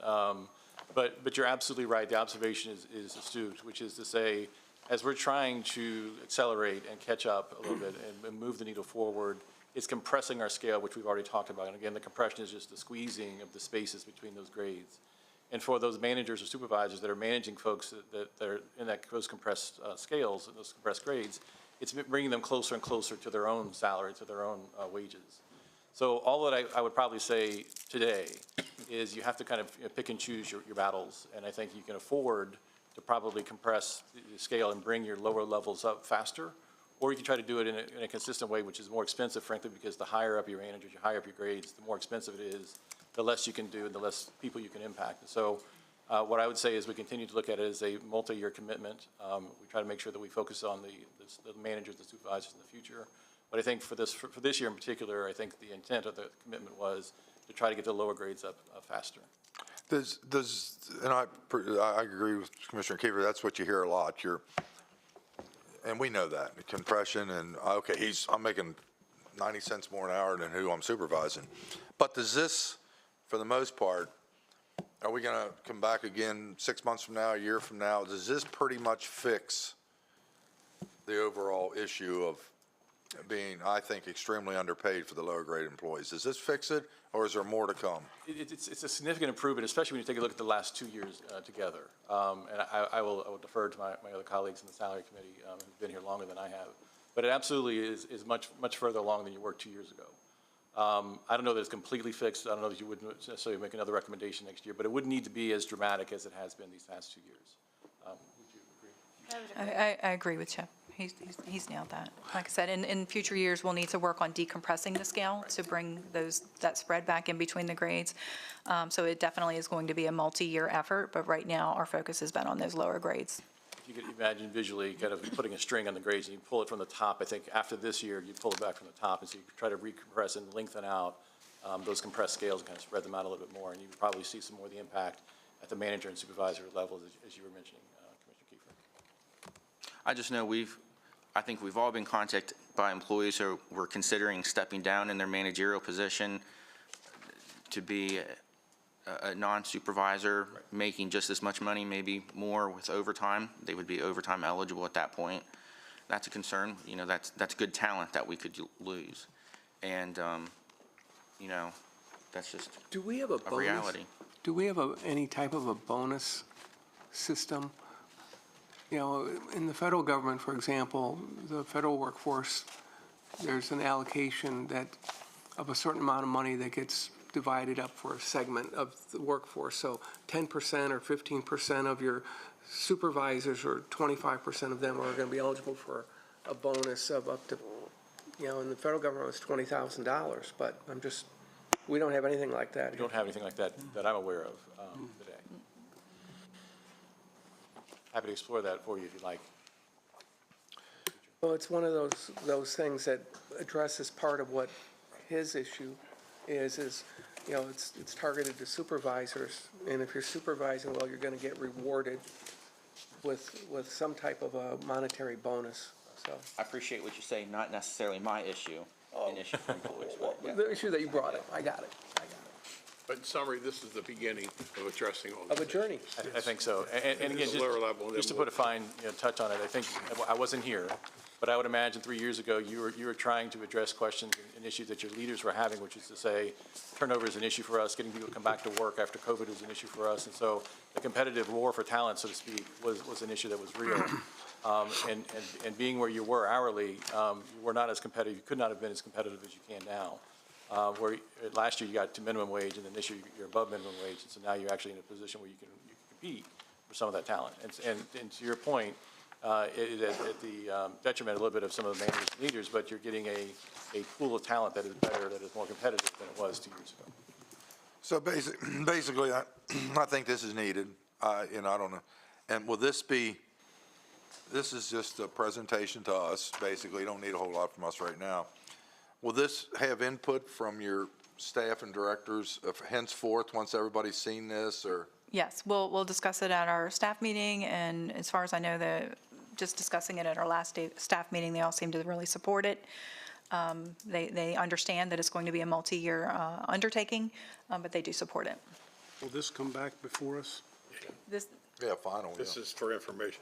I believe we're already getting input from what we're saying today, so. Yeah, I just want to make sure everybody in our staff has a chance to weigh in, that people that are smarter than me, which is 90% of the room. But that's one reason why you have it for informational, so we have some time to hear the comments from staff. And again, there was just so much content. We wanted to make sure that you had an opportunity to discuss this together, and that we had an opportunity to come before you and explain what our thought was around what is not an insignificant impact on your salary scale. I really like the concept. I think it's needed, so I mean, just, I guess the final fine tuning and tweaking of it for me. That's all. One more question, slightly different topic here, the COLA for retirees. I appreciate the chart, that's very helpful. I believe I was told a few years ago that we don't have any kind of a policy for COLA retirees. I don't know what the norm is. I don't know if we should or shouldn't, but we don't have a policy for COLA increases for retirees. And of course, whenever we do, that could get our pension funding. You know, that impacts our pension funding. This increase, if approved in May, will affect our pension funding. Would it be helpful to have something more in policy regarding COLA for retirees that we could build into that, a better understanding with our pension in terms of? I think that would have a significant impact on our funded status.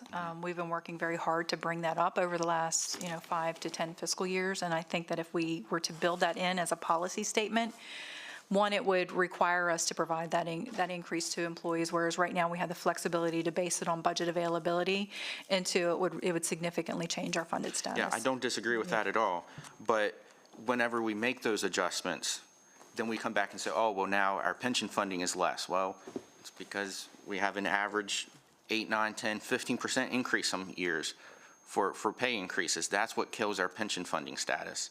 And then as investments readjust in value, we'll probably see an uptick when markets do better, a downtick when markets don't do as well. So there's lots of interplay here, but I think it would be helpful to know the impact that these changes that we make might have on our pension, because our pension is funded at what it is right now.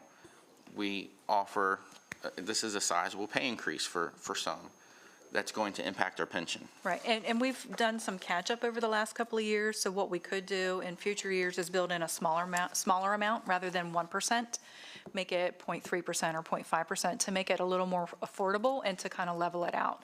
So those are some of the things that we can take back to the Retirement Plan Committee.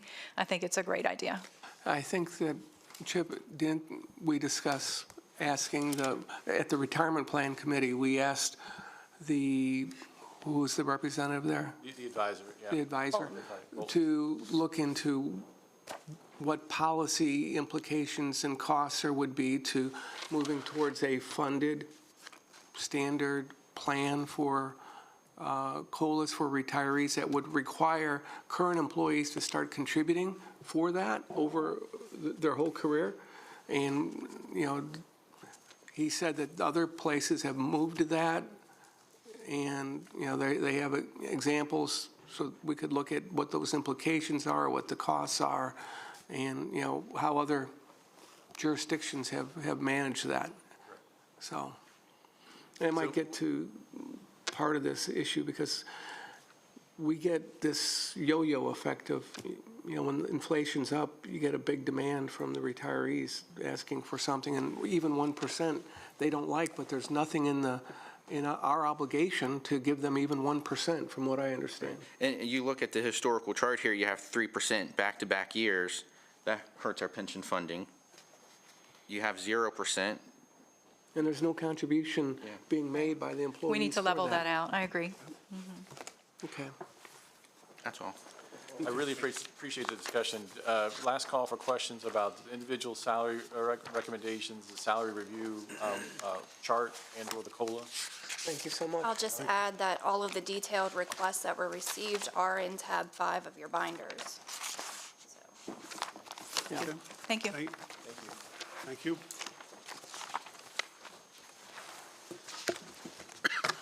Next item is FY 2025 general fund budget proposed.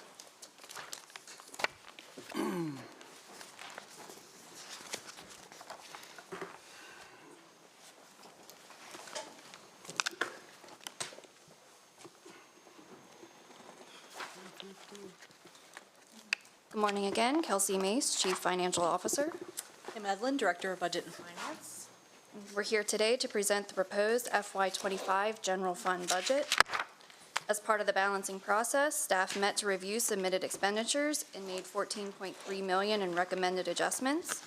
This budget is not final until it is formally adopted in June and can still be changed with a majority vote of the commission after its adoption. Although in some cases we were not able to fully fund the FY25 request due to budget constraints, funding in most cases increased over the prior year, and in other cases, funding is higher than state mandated amounts or have remained flat.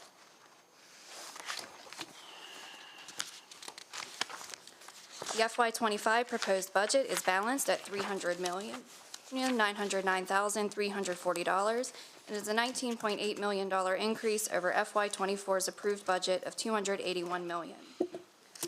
So there's line item and summary information included in your packet. The first few pages will detail the proposed revenues or expenditures by line item and compares the 25 proposed budget to the 24 original budget. Your packet also includes summary information that provides 10 years of historical data and outlines the assumptions used in determining the amounts used in the proposed budget. These summary pages also provide a higher level of summary information by category, such as tax revenues, charges for services, and grants for operations for revenues. Our expenditure categories include education, law enforcement, and emergency services. Revenue assumptions maintain the current tax rates for both income tax and real property tax, which are 2.95% for income tax and 92.8 cents per $100 of assessed value for real property. The original requested budget included $299 million in revenues and $315 million in expenditures, leaving a $16 million deficit or shortfall. Difficult decisions were made by budget and finance staff that were based on a review of historical spending and trends, potential inflation, mandated funding requirements, and prioritization established by individual departments. 2 adjustments were made to revenue during the balancing process. Income tax was adjusted to reflect a 4% increase over the FY24 budget, and the interest income budget was increased by $1 million based on the latest economic forecasts.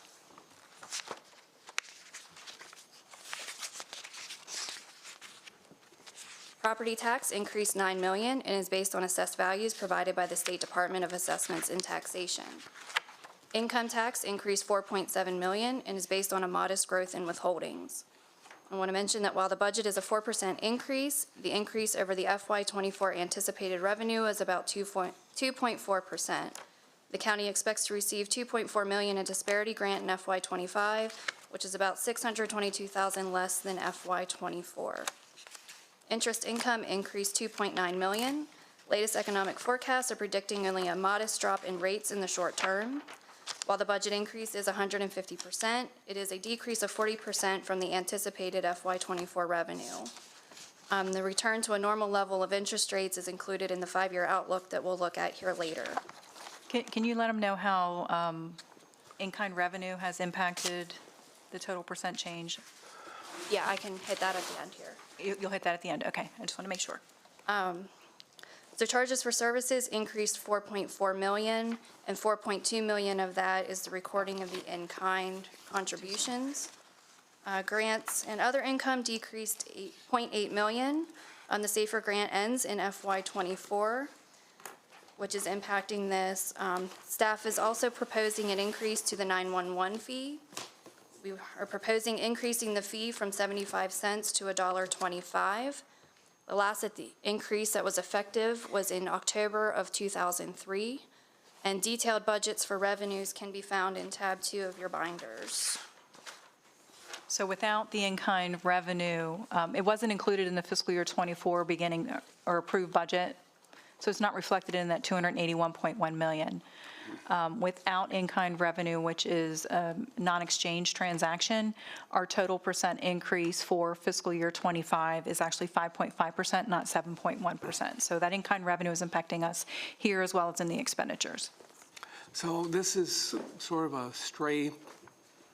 It's a one-time anomaly. Once we get history, it'll. I know, but this is a that stray bubble will go question away. here. Yeah. But Oh. I get phone calls and emails and text messages asking, saying, you're gonna have so much more money. My assessment on my home went up 100%. It went from $150,000, when it was assessed 3 or 4 years ago, I guess whatever it was, to almost $300,000.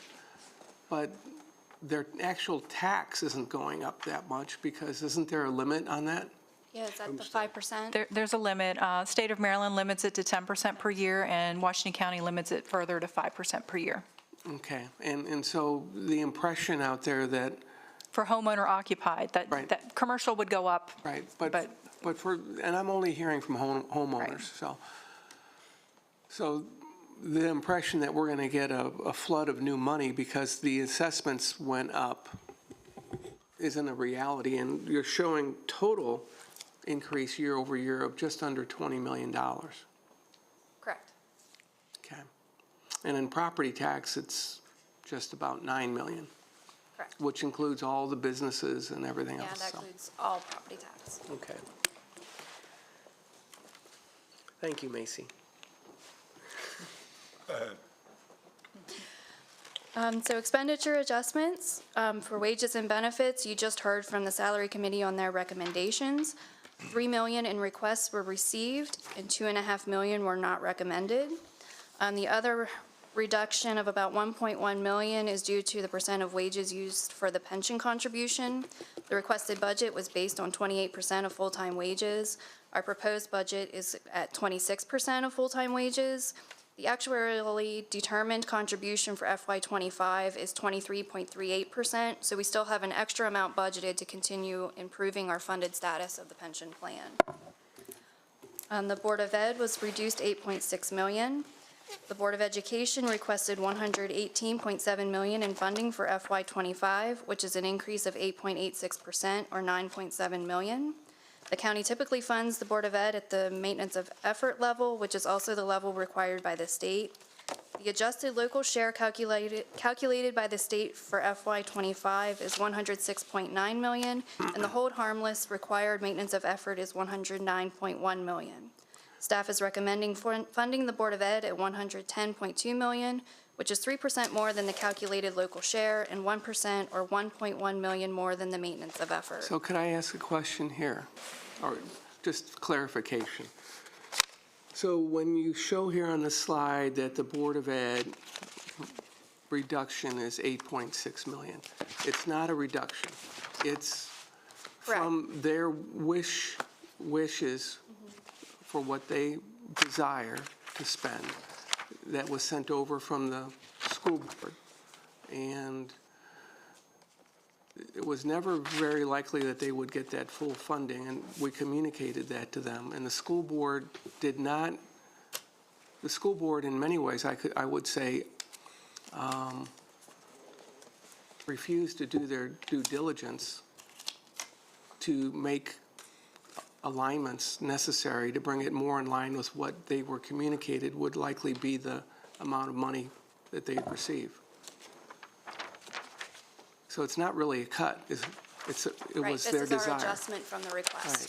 Right. So. Just go ahead, George, I'm sorry. So it's one of those things, I lived this before in working on budgets on Capitol Hill where, if you had a request from a department and they didn't get what they wanted, they said it was being cut, and it really wasn't. They were getting a 10 or 15% growth in some cases, but they didn't get what they wanted, and that's the case here.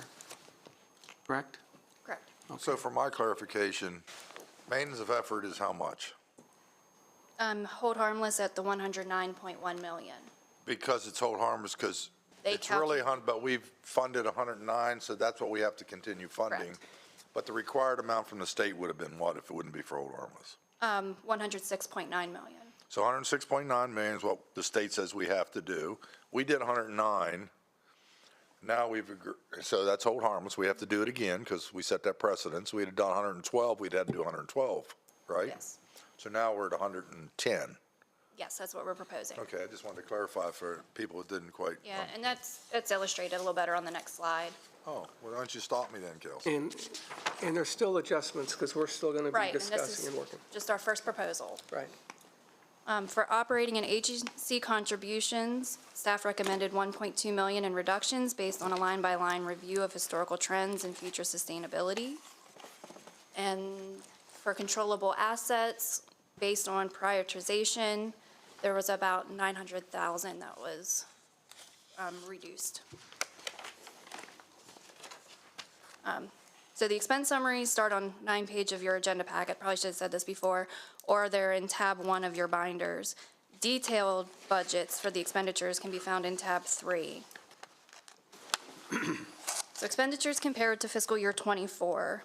So for the Board of Education, it's an increase of 1.1 million over the FY24 budget. Wages and benefits increased 6.9 million.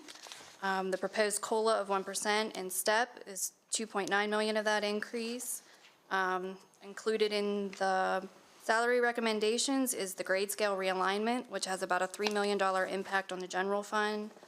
511,000 in personnel requests are being recommended, and $265,000 was added in anticipation of implementing the Time to Care Act mandate. County operations is a $5.3 million increase. 4.2 million of that increase is due to the recording of in-kind contributions. $500,000 is related to software, and another $500,000 is related to contracted services. Public safety operations increased 3.2 million. 1.1 million is an increase for the Volunteer Fire and Rescue Association. The proposed budget has an increase in direct allocations from 105,000 to 110,000, and also includes 1 million for the continuation of the EMS consolidation. Capital transfers increased 2.7 million. 1.5 million of that increase is based on the current draft of the FY25 CIP plan, and 1.2 million has been set aside for the capital reserve for future needs. Additional pension of 1.6 in total is for the 1% COLA that is being proposed for retirees for FY25, the third and final installment for the FY23 COLA, and the second installment of the FY24 COLA. The county allocates the largest portion of its annual budget to education at 42%, or 125.9 million, and that includes the Board of Ed, Hagerstown Community College, and the libraries. The second largest portion is for public safety at 27%, or 82.5 million, and public safety includes law enforcement and emergency services. So I'll just take a pause there if there's any questions.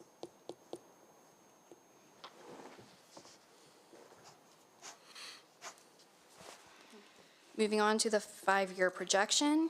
So included in your agenda packet, it's about page 26, is the 5-year projection. The 5-year projection is a tool used by management to identify future issues and allow management to plan for conditions prior to their arrival. A 5-year projection is an educated projection of the county's financial performance over the next 5 years, and is an important document for potential investors.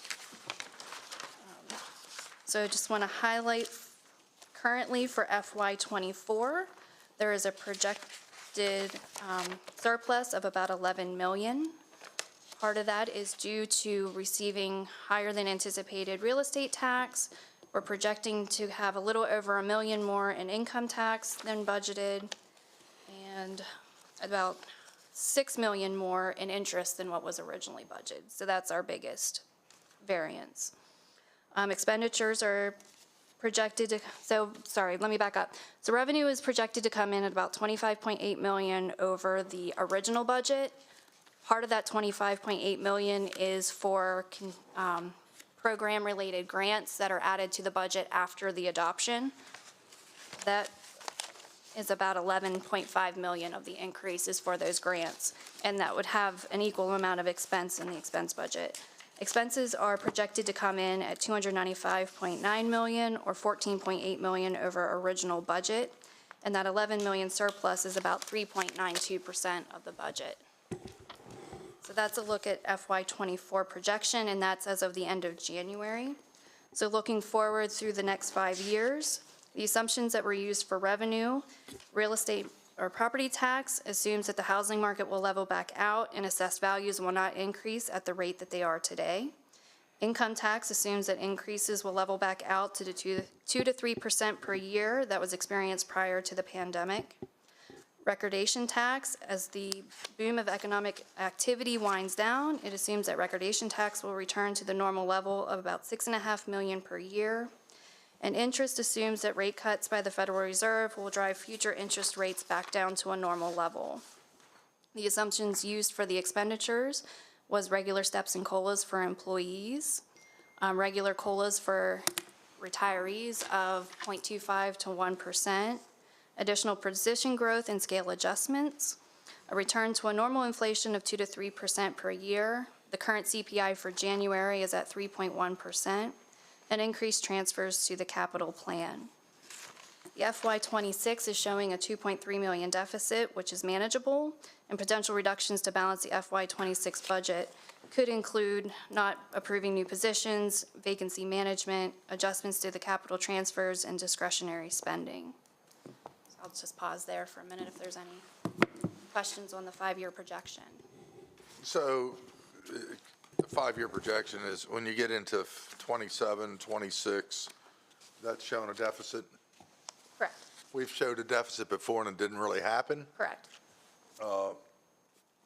but now everything is getting back to normal after the influx of money seems to be that we didn't expect, and the investments probably won't, I'm sure well, I think you just mentioned it, investments Yeah. were quite a revenue.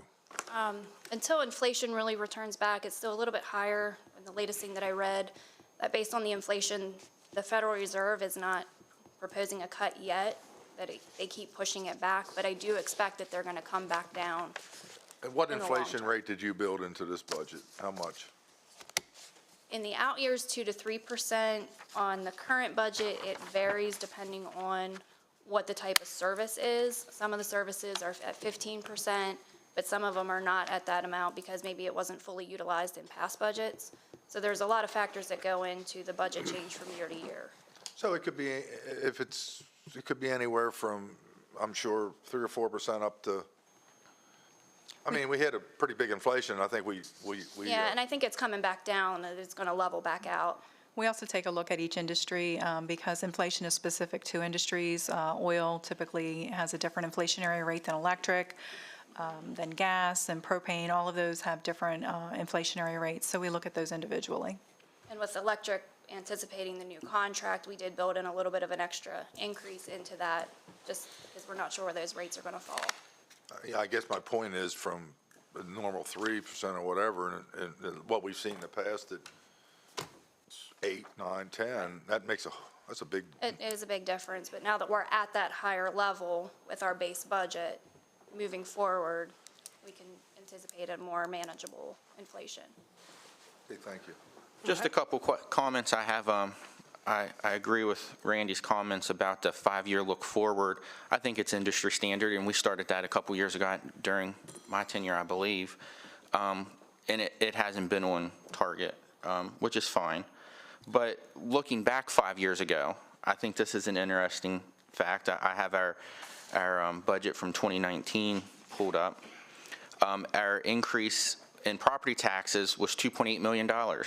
And we're projecting almost $9 million increase in property taxes with this one fiscal year. So I think with the reassessment of property tax values, I know I had one property that I believe it increased 118, 119%. That won't come all at once, but that'll eat at the taxpayer's pocket little by little over the years. So when we look at, it was $2.8 million was our projected or our increase in property tax revenues 5 years ago. We're looking at 8.8. That's a windfall by my definition. I think that's a large amount. And keep in mind, we haven't had any changes, correct me if I'm wrong, we haven't had any changes in our property tax rates. That's the growth in the tax base, and we talk about that a lot. That's the most prudent way to increase your revenues, growth in tax base. Well, we're seeing that, and that is a windfall to county coffers. I just think that's important to notice. If you look back 5 years ago, what we are taxing is worth more. It ebbs and flows. It could go down, but our taxpayers are paying in more in taxes, and cumulatively, it makes a difference. So, I will point out, though, in fiscal year '23, there was a 2-cent reduction to the real estate rate. but That was the first, right, there was a reduction and the first adjustment to the rate in, I think, like 20 years. yeah, adjustment to property taxes. Yes. Yeah. Okay. Yes. $2.8 million of 5 years ago versus 8.8. That's a big difference. Okay. Okay.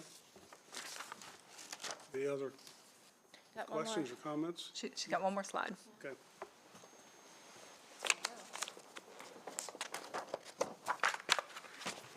Clicker's not working. There it goes.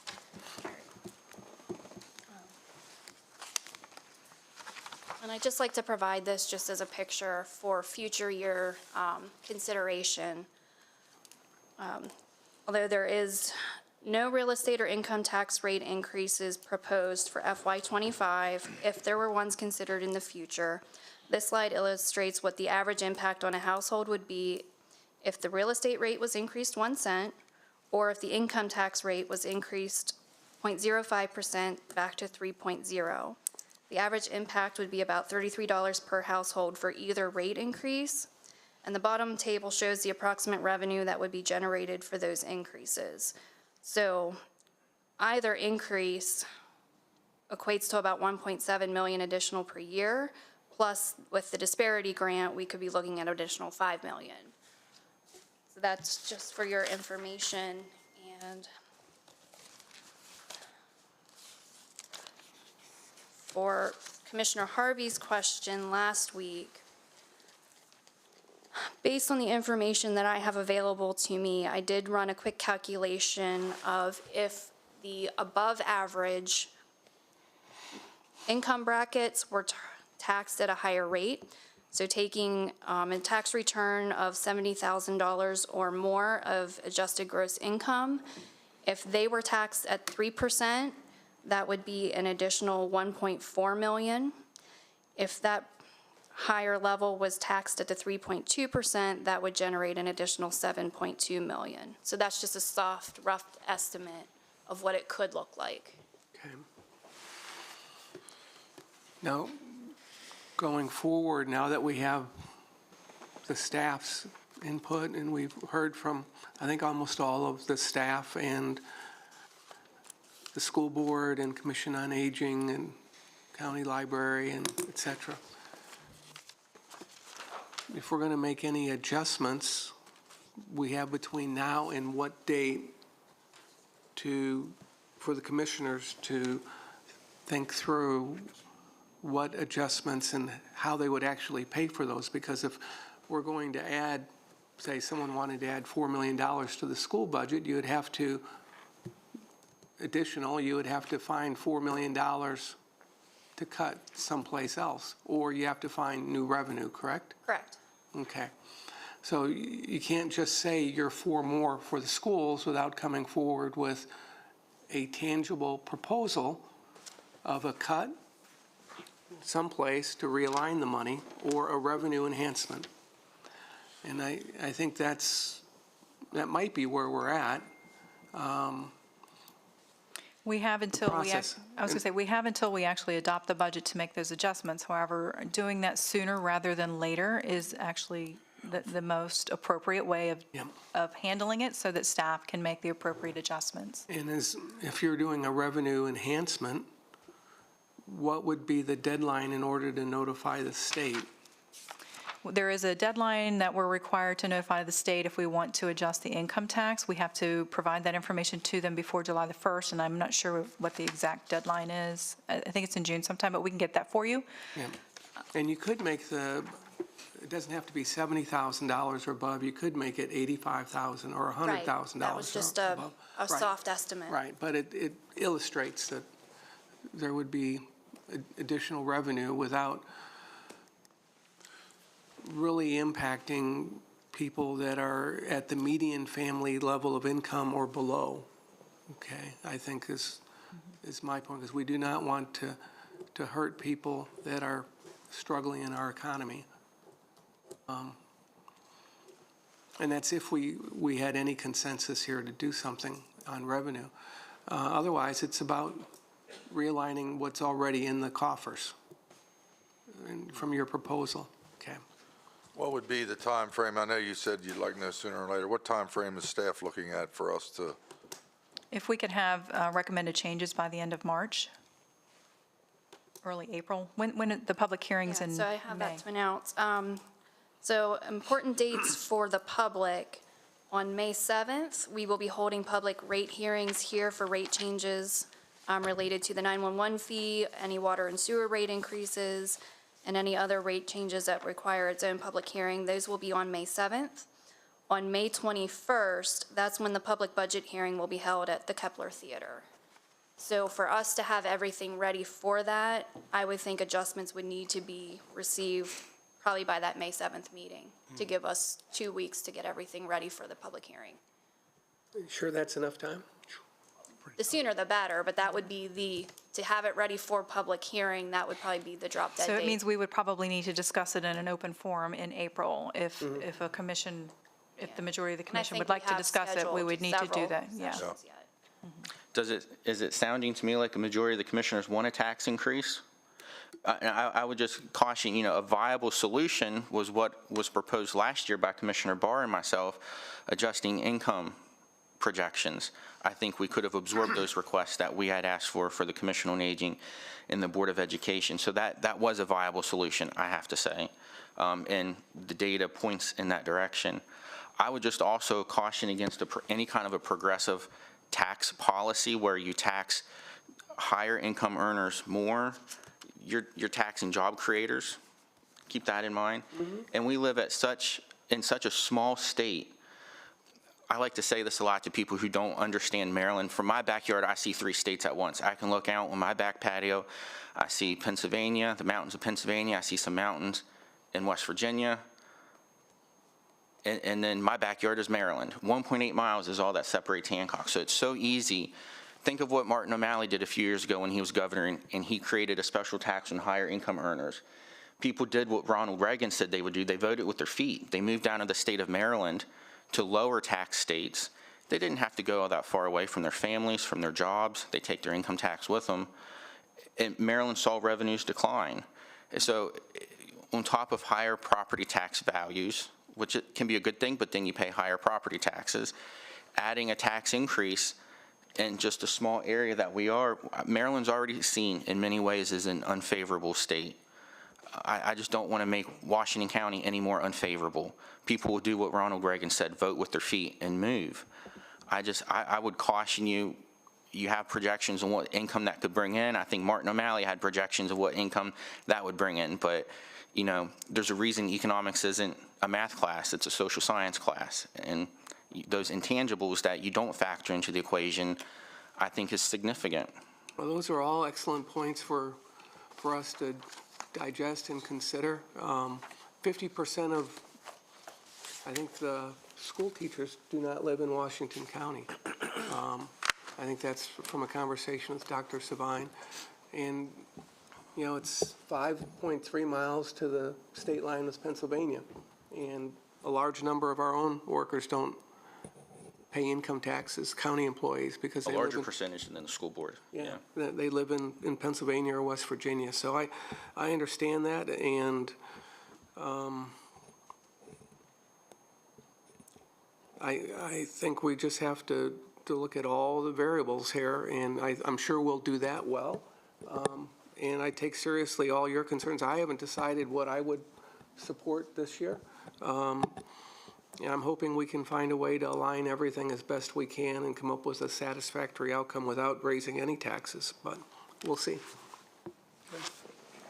We'll bring it back to future meetings so that you can have additional discussions. Very good. Thank you. Thank you. Thank you, Kelsey.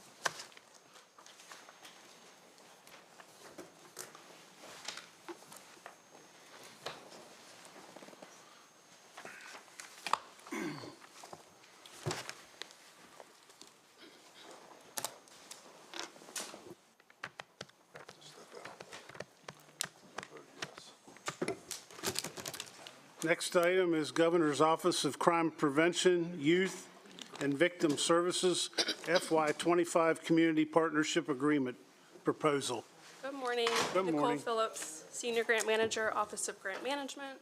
Richard Lesh, Grant Manager, Office of Grant Management.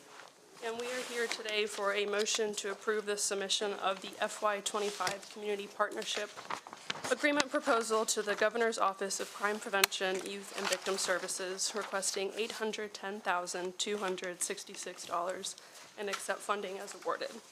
Excuse me. The Washington County Office of Grant Management, on behalf of and at the direction of the local management board, request approval to submit a community partnership agreement proposal to the Governor's Office of Crime Prevention, Youth, and Victim Services for fiscal year FY25. The proposal requests funding for 7 programs impacting the well-being of children, youth, and families in Washington County, as well as support for county admin expenses. The funding requested by the local management board includes the following programs and their respective vendors: the Family Centered Support Services Program, which is ran by the Department of Social Services; the School-Based Mental Health Services Program, which is ran by Brook Lane Health Services; the Disconnected Youth Program, which is ran by Western Maryland Consortium; the Family Strong Program, which is ran by Potomac Community Services; the Local Care Team Coordinator, which is run by KTA Advising; the Juvenile Diversion Program, which is ran by Potomac Community Services; and the Youth Shelter Initiative, which the vendor is yet to be determined. In addition to these programs, the grant will provide up to $121,400 to the Office of Grant Management for the administrative cost of the local management board. Are there any questions? What happens if the grant's not funded? It technically has to be funded. It does? There's not Okay. really, they could not fund it, but every county within Maryland has to have a local management board. Okay. So. Motion to approve it. We have a motion, we have a second for approval. Hello? Okay. We have a motion on the floor to accept the grant. We have a second? Okay. Ready to vote? All in favor by saying aye? Aye. Opposed, same sign. 5-0. Thank you. Thank you. Next item is Backman Rural Legacy Program easement. Good morning, Commissioners. Good morning. Chris Boggs, Rural Preservation Administrator, Department of Planning and Zoning. Bringing you today the Alice G. Backman Trustees Rural Legacy Easement Project. It's located on Manor Church Road in Boonesboro, and it's got valuable agricultural, historic, scenic, and environmental characteristics to the property. It's got 2 historic sites on the farm, the ruins of a limestone house and then the Schlosser Crane Farm itself. Additionally, it's along the historic Manor Church Road, so it's kind of checking all the historic boxes there. It's within close proximity to several other sites on the Maryland Inventory of Historic Places as well. Parcel itself, additionally, it buffers roughly 1,350 feet of the Antietam Creek and another 2,300 feet of tributaries to the creek. The property will serve to add to a block of hundreds of contiguous acres of farmland that are preserved around the battlefield, and 8 development rights will be extinguished with the easement.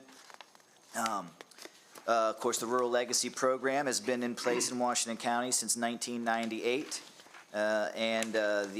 This year, the Rural Legacy Board granted the county $3.127 million for the purchase of easements in the Rural Legacy area. The Backman easement will be, of course, part of those funds. The funds are 100% state dollars. Additionally, the state provides a 3% administrative cost for each easement and 1.5% of the easement value for compliance and monitoring. If the Rural Legacy Board and the DNR all approve our program here in the county, if the county rejects the state funds that we allocated to other counties in Maryland. So the recommended motion would be to approve the Backman Rural Legacy Easement Project in the amount of $201,132 over 51.283 easement acres and adopt an ordinance associated with it. And how long Questions? does the easement last? Is this? It's perpetual, so Okay, it's good. till the fall of Rome. Keep preserving them, Chris. Motion to approve. Second? Okay, we have a motion and a second. All in favor by saying aye. Aye. Opposed, same sign. 5-0, thank you. Thank you. Enforcement of the current adopted building code in relation to residential construction documents. Good morning, Commissioners. Good morning. Greg Cortrette, Director of Permits and Inspections and Code Official. I come to you this morning, move for a motion to approve a policy requiring minimum requirements for all residential plans for new construction, additions, and renovations. Currently, the policy in my division has been to basically accept anything that contractors, homeowners would provide, just asking to set a policy that requires minimum requirements for residential plans. And you'll see attached a draft of the memorandum that kind of lays out what will be required. Just for clarification, because we've been through this before, I think. This is minimal.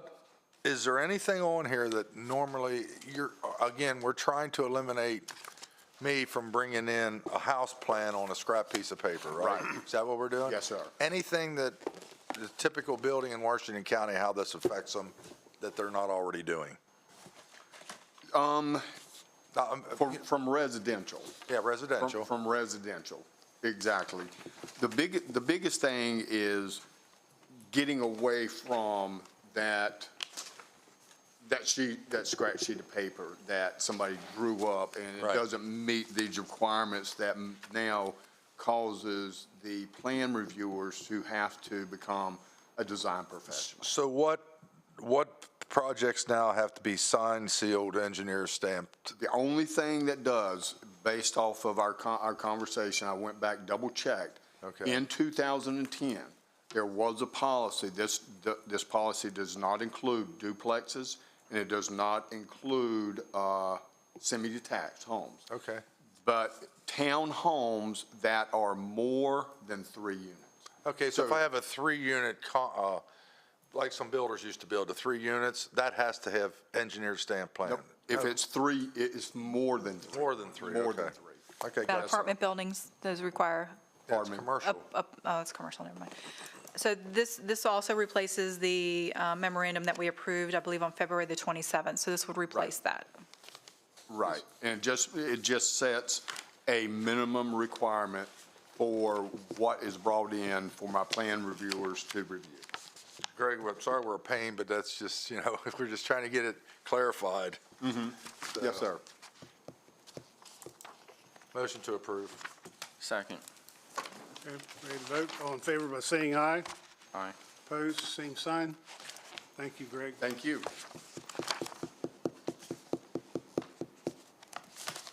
Okay, next item, potential dissolution of the Community Health Advisory Commission. Administrator. Michelle Gordon, County Administrator. The Community Health Advisory Commission was formed to provide information to county leadership with accurate information and expert insight regarding a variety of population health topics. The Health Advisory Committee shall be available on short notice whenever situations arrive that affect the health and well-being of the population. This committee serves in an advisory capacity only. The committee has no decision-making authority. The committee includes 9 voting members and may include up to 5 non-voting ex officio members as defined by the bylaws. Meetings are held throughout the year according to a schedule set annually and are open to the public. The most recent revision to the Advisory Commission bylaws occurred on August the 6th of 2019. Article 9, amendments to the bylaws, identifies that the bylaws may be amended, repealed, modified, altered in whole or in part by a majority vote at any duly organized meeting of the commission, subject to the approval of the Board of County Commissioners. The need for this advisory committee has diminished, and its continuing operation has become obsolescent and unnecessary.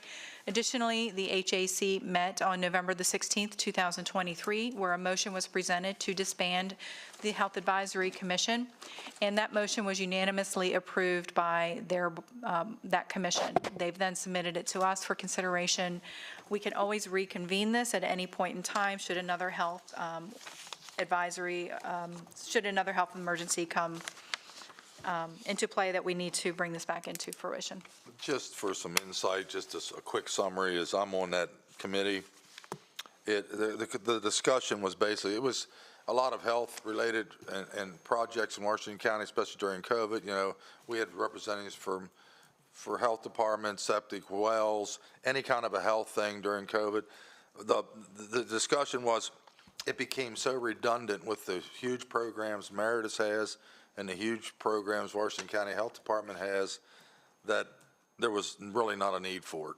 So, and the membership all agreed with, okay, and it functioned well, but it was just overlapped so much with the big organizations that were already doing these things. So anyway, I'd motion to approve that. Second. We have a motion and a second. Any discussion? This will come back. We'll have to approve the dissolution, or is this? This is the approval of the This is dissolution. approved process. Okay. Ready to vote? All in favor by saying aye. Aye. Aye. Opposed, same sign. 5-0. Okay. Motion to go in closed session? Session. For the reasons stated, we have a second? Second? I'll second. Okay. All in favor by saying aye to go into closed session? Aye. Opposed, same sign. Thank you. Let's take a 5-minute recess before we go into. I think it's 15, John.